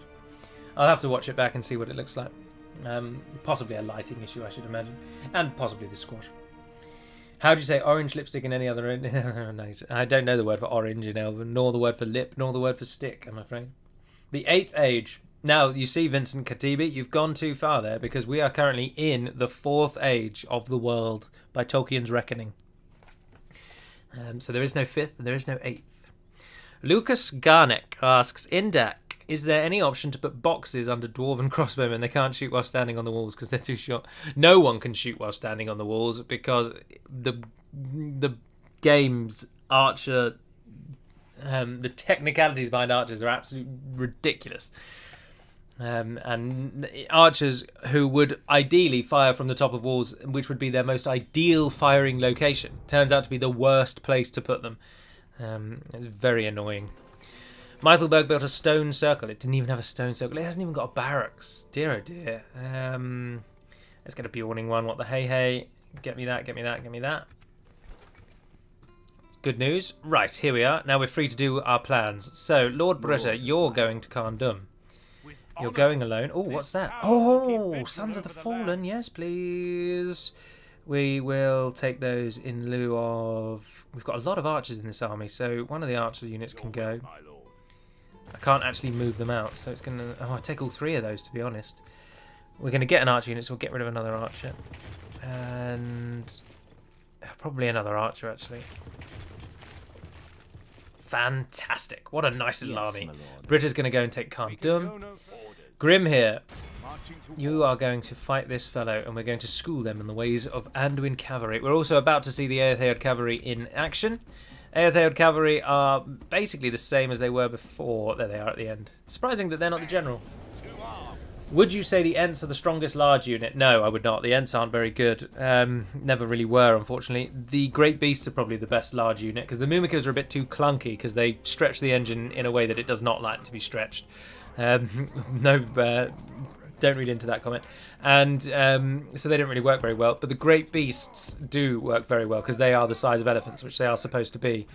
So they're definitely the best large unit by a long shot. Right, you're going to go up there. There should be a 4th age game for Divide and Conquer. No, your lips are so orange that it looks like you kissed Donald Trump. Oh dear. I'll watch the video back and see. It's funny though. That makes me chuckle. Noble the Savage. Interesting name. I love you and your team's work and passion on DaC, but I have noticed one thing. Full stop. You are becoming less and less grumpy with every video you upload. That's because of a golden rule, Noble the Savage. I never, ever record when I am not really feeling up to it. I only record when I'm actively looking forward to either recording or streaming. And on the days that I don't feel that, I just don't do it. Which is why my schedule is often a bit in disarray, but I think it serves me well. When I started in YouTube, we're going to go on a journey now. When I started YouTube all those years ago, there was a huge trend at the time in YouTubers being really false, being fake positive, because they found that it made more people watch them. So even though there were tales of some YouTubers who suffered severe depression, they would appear on their streams and on their videos that life was fantastic and that they had no ills and no worries and everything was brilliant. And they would often laugh at the most stupid things, and it was cringeworthy stuff. And of course this TikTok and things like that now continue the cringe online. But back then, that was very much the way to record on YouTube, was to be ridiculously positive all the time, even if you actually weren't. And I always hated that with a passion. So I wanted to be positive if I was positive. I didn't ever want to come across as false. And so from day one, I decided I would never record when I wasn't feeling like recording, so I wouldn't have to pretend to be up to it, pretend to be happy. And so I hope, therefore, that the outcome, as you've just, and in your joke comment, often lies, truth is hidden, your comment points out that hopefully, therefore, every video I do, I should be upbeat and positive because I've purposefully decided to record, and therefore I'm in the mood for it, and thus happier. So there's a little bit of a rant while our cavalry just deals a number on these enemies. Rudauer savages. There were 101 of them. After the 8th Head cavalry, there are now 40. Did not enjoy being charged into by our mighty cavalry. Let's just show you what they're up against here. So the 8th Head horsemen, they're our javelin units, but they are actually our mainline cavalry for a long time. They have a melee of 6, a charge of 7, and a defense of 9. So 6, 7, 9. 8th Head cavalry have 7, 11, 17. Almost twice as much on the defense, almost twice as much on the charge, and only one more on the attack. But it's the charge bonus that matters for cavalry. That's the real killer. So the 8th Head cavalry are about twice as good on average. You could get away with calling them twice as good than the horsemen. So they're a real game changer for us in these cavalry heavy battles. But what we're going to do now is line everyone up to take on these orc fighters and bring the archers back to shoot at the pikes, because we need the pikes to be taken out, and ideally we can kill as many as possible with arrows. That's the best way. Since when did Gallo have a thing for great beasts? Great beasts are just really, really good. We've talked about great beasts so much. Feels like this title should be called a discussion on great beasts with Gallo. Right, in we all go, and you come around here because you're not going to get a charge in. Let's charge. Orc fighters getting mauled, absolutely destroyed. Gallo, when we could expect updated version of DaC? 7, my friend. 7 is when you can expect that. I think that's the draw of the channel because you've always seemed so genuine. Well, thank you very much, James Wood. I am what I am. I like to... I don't think I hide anything, to be honest. If I make mistakes, particularly with the gameplay as well, I try and keep honest with the gameplay. If I make a mistake, I live with it, even if it's something really stupid, like I misclicked a button, which has happened twice now, where I've ended the turn prematurely, and that's meant I've lost a city. I try and stick with things like that. I try not to do anything off-screen and hide things. But I don't think about me personally. Yeah, I think I'm glad you've said that. I'm pleased with that, and it means a lot more than you realise. Yeah, there have been a few videos, as Vincent Katebi points out there, where I actually wasn't really in the right frame of mind to record, and I think the videos always suffered for it. There were maybe 3 or 4 occasions where I've deleted a video because I just felt like it wasn't up to snuff. You hide the oranges. They just don't seem that orange in the little snapshot in the corner up there. But apparently they are. Right, cavalry, the time has come. The archers are finished. Pikes. These are actual pikes. Every time before it's only been halberdiers. Pikes are real killers. Halberdiers are not as good against cavalry as pikes are. But they are facing the... Oh! If we end the battle right now, do we not take any more losses? Yes! Fantastic. We won't risk it. 170 8th Head horsemen. The cavalry only took 149. Coming second.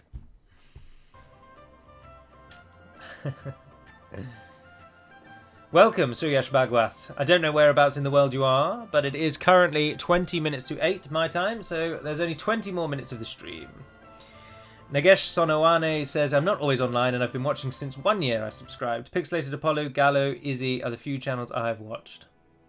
Yeah, Pixelated Apollo came back, didn't he, after very dramatically leaving Total War behind. Because he disagreed with the practices of creative assembly in relation to the Chinese market.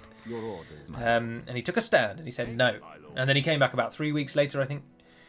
I don't really watch any streamers. I've recently watched Izzy's Darwinian campaign, and that's the first time I've actually watched a stream, watched a playthrough in a very long time. And if I'm honest, whilst Izzy was highly entertaining, and again, I massively recommend the series, that was a pleasant side effect. I watched it because I wanted to see how the Darwinian changes took effect, and I wanted to see a third party playing them. So that was my primary drive. I just don't really enjoy watching games that I can play myself, if that makes sense. Oh, look at this. Captain Ross needs to go down. You're the cavalry general. Oh, they've got Guardians of Kharndum.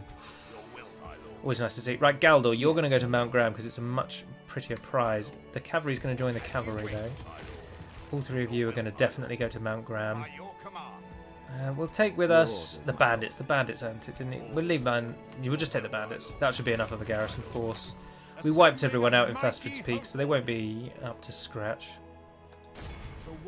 Captain Ross. Oh, he's got Wild Riders and Guardians of Khandum. Bugger, bugger, bugger. Withdraw from that battle, and instead, let's use the entire garrison force. We shall engage. Oh, and look, and now you've got this unit coming in behind you. Fantastic. So they can deal with that. And that's going to be our garrison force, so we need to take them down. So, Ross, you are to die, my friend. I will control that army. Let's do it. Another battle. Another victory. Glory. Come back to tab the stream. I got a bit bored of Apollo, to be honest, says James Wood. I don't know what Apollo really does. He mostly focuses on multiplayer battles, doesn't he? So doesn't he take... Either he participates in, or he takes people's battles that they've recorded. He takes the replays and then just like talks over them, if memory serves. Isn't that his primary sort of channel function? Right, we've got 2 archers, so we want to get you out onto one side. The rest of you, whilst being javelin forces, are charging cavalry, really. We're really going to struggle against those guardians. No, what we're going to do is pull back to our other forces, of course. Oh, I've pressed the caps lock instead of the shift key. All of you, run. Run over here. We'll speed it up. Let's unite our armies. Jordan Schultz, I don't play DaC, but enjoy seeing you and Umad Commander play. Yes, I've seen Umad Commander a couple of times, actually. He has a very strange channel icon, if memory serves. It always reminds me of the old school, or some of the artwork that people have done. Some of the old Lord of the Rings artwork for Umbar always had them with like shell helmets, and the channel icon for Umad Commander always reminds me of those shell helmets. I don't know if he's changed it since, so I haven't seen him for a while. He comments over replays, yes, yeah. Someone said, how do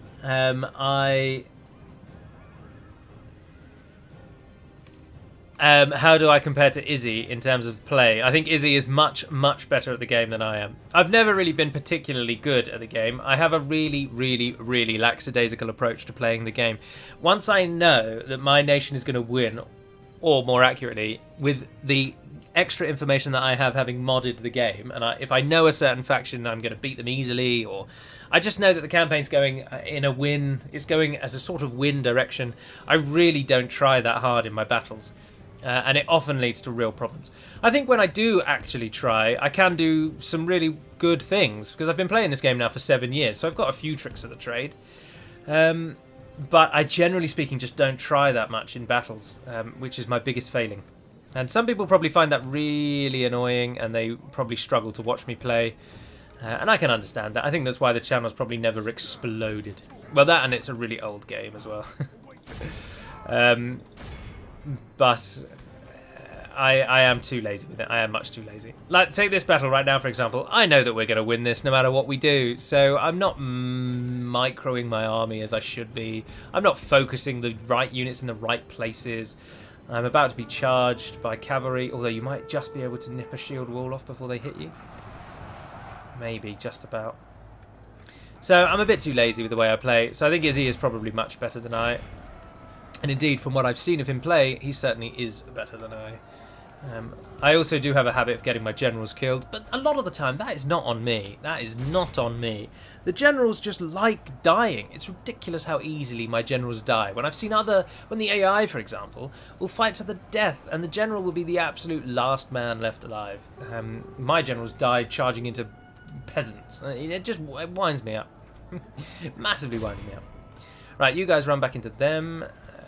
You're going to come across and hit those. You're going to come across and hit those. The Guardians of Khandum do not like charging into Bjorning Spearmen. That's not the best way to use them. Where's my air-third cavalry? There you are. Come over here for me, please. There's a task for you. All the units over there are now routing and dead.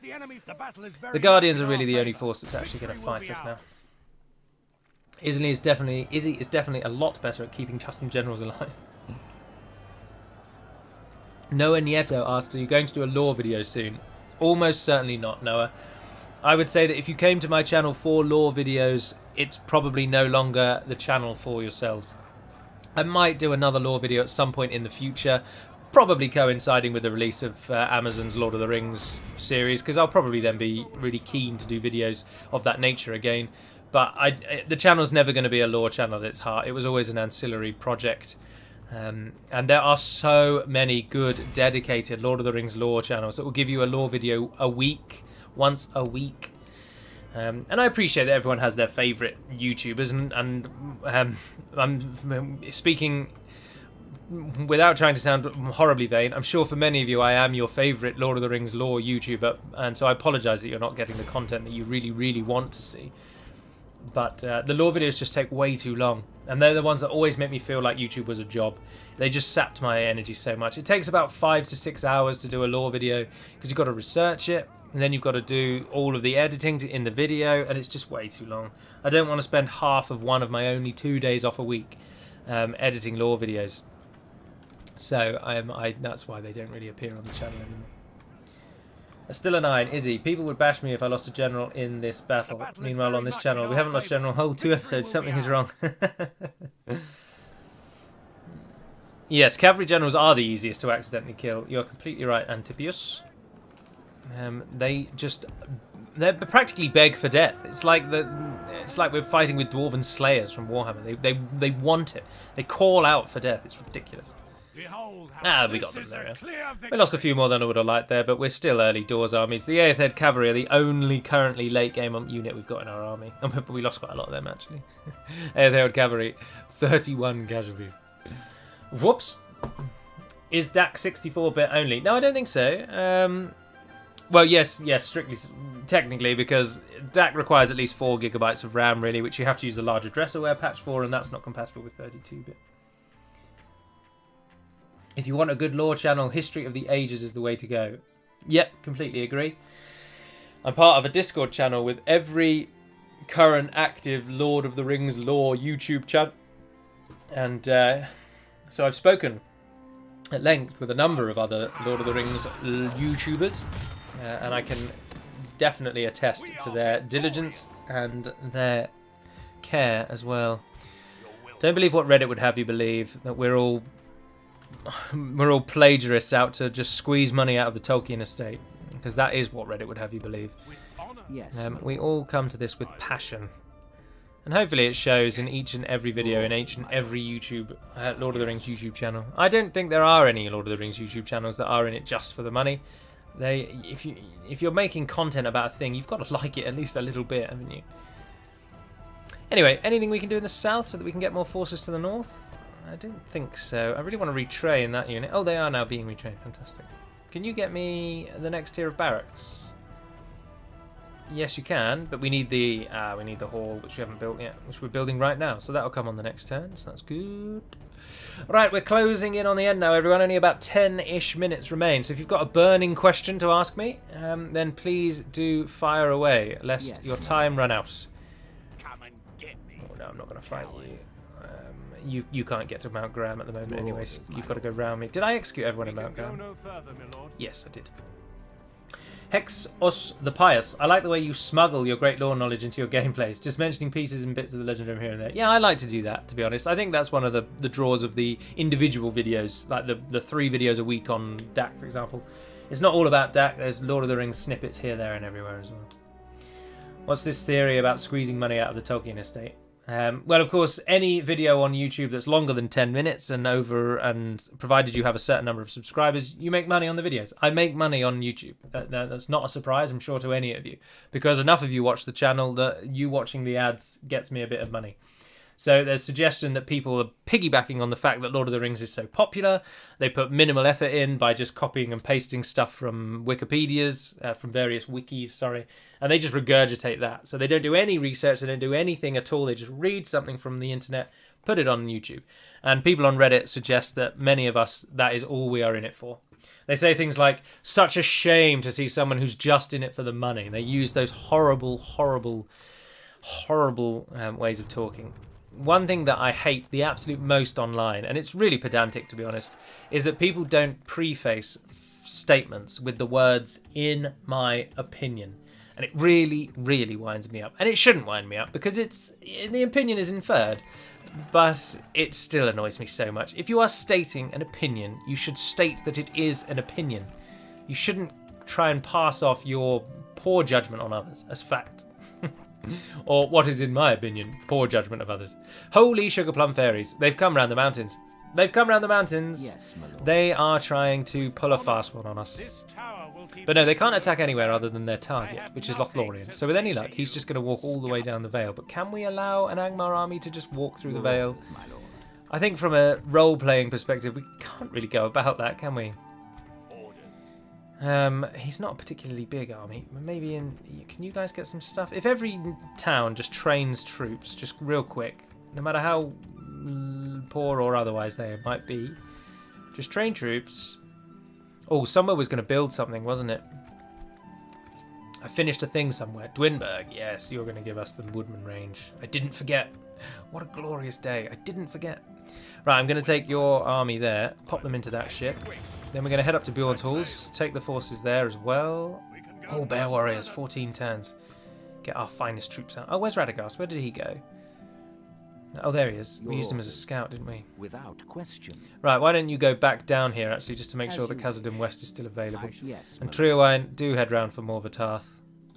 We shall And let's take that engage. from Angmar while we have the chance. Send the cavalry round that side so that we can still hit the town.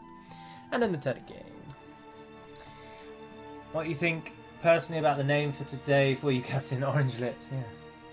I'll watch it back and I'll see. Orange Lips isn't the worst. Steelsy says, Gally, I wish to support your work. How does the rank you assign your monetary supporters get to Discord? How does the rank you assign your monetary supporters get to Discord? How does the rank you assign... How does the rank get to Discord? I'm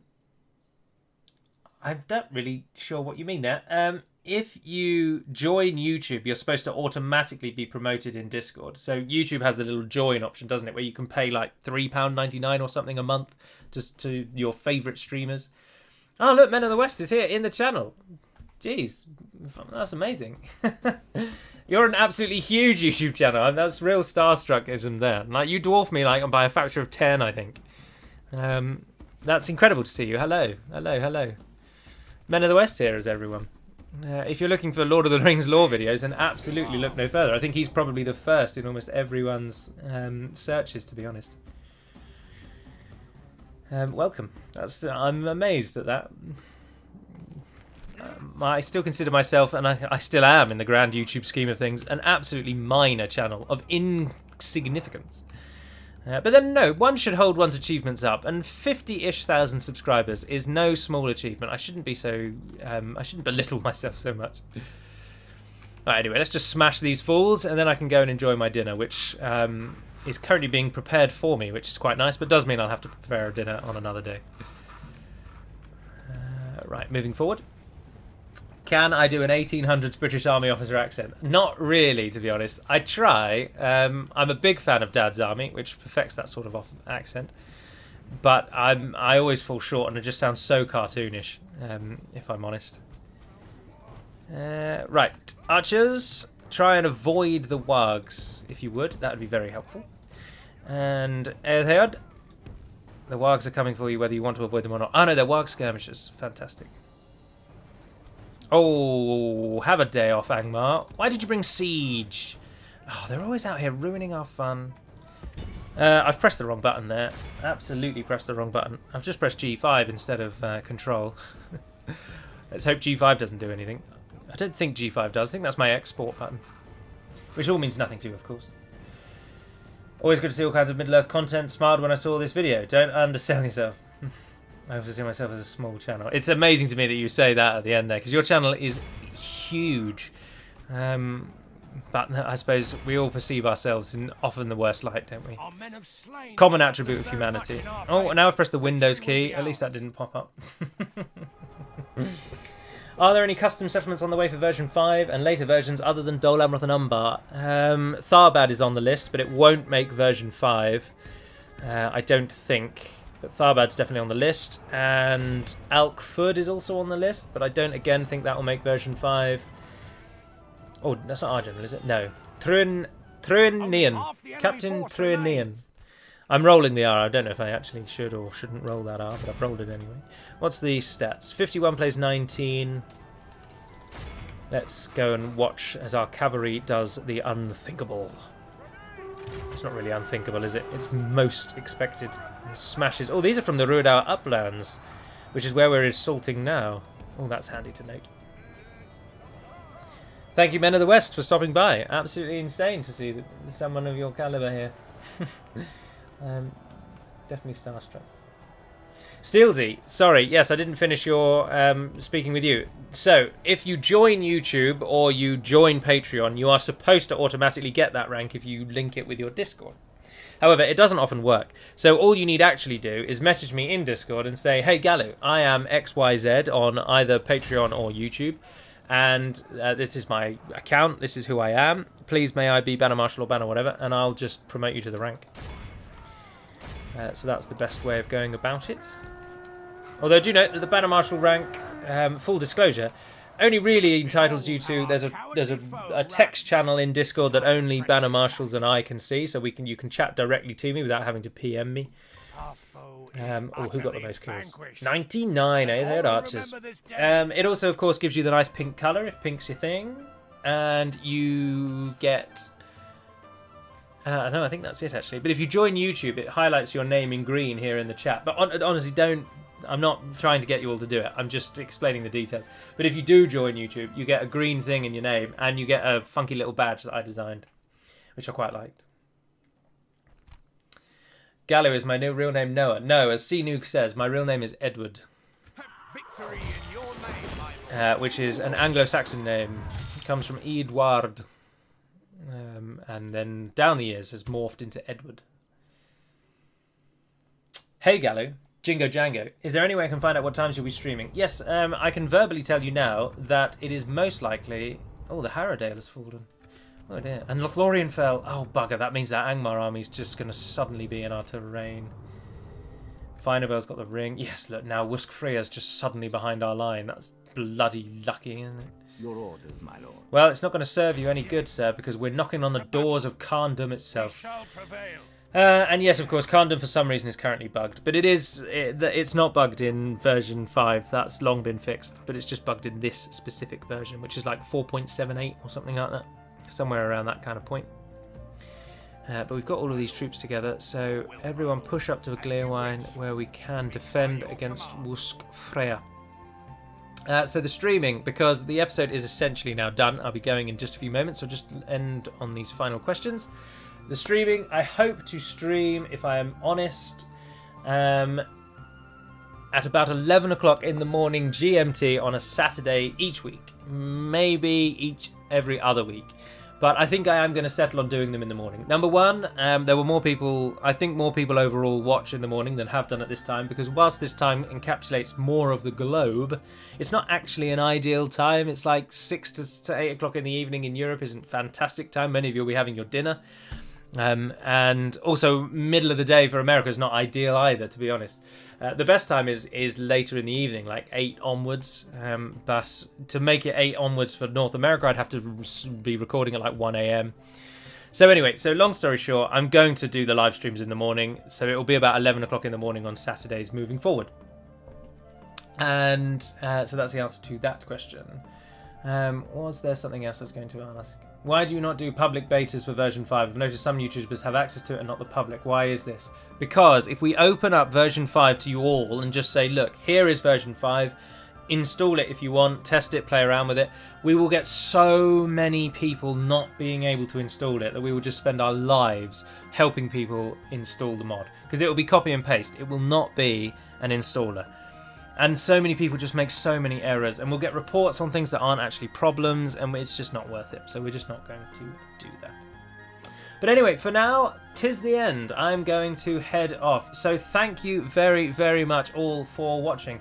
Again, we peaked at around 310-ish people this time, which again amazes me beyond belief. I've seen far, far bigger channels with much, much smaller viewing stats, so fantastic on that. This also, of course, concludes Anduin for this week, and Ennard Wythe is ready to go. Lord of Links has slaved away and worked fantastically, even under my poor communication to him on 2 separate occasions. He's ploughed through all of that, and Ennard Wythe is a fantastic position, and it is going to be glorious. So Ennard Wythe is going to kick off next week. There will, however, be a Warhammer video tomorrow. It will come up probably tomorrow afternoon, my time, GMT. But there'll be a Warhammer video tomorrow, and then there will be Ennard Wythe on Tuesday. Ennard Wythe, sorry. So if your Ennard Wythe is your bag and you want to see all the changes, everything about Ennard Wythe is now completely done, tested, and working. So you will get to see it all. So that will kick off next week. But for now, and until we speak again, dear friends, if Izzy wants to do a duo, a crossover, I'd happily jump in. Let's pit our selves against one another and fight in multiplayer and watch Izzy beat me 3 times in a row. But anyway, for now, and until we speak again, farewell everyone. Nevair naden perimad melonin. And indeed, farewell. Now you're going to have to watch as I end the stream, because, of course, I don't have a button to end my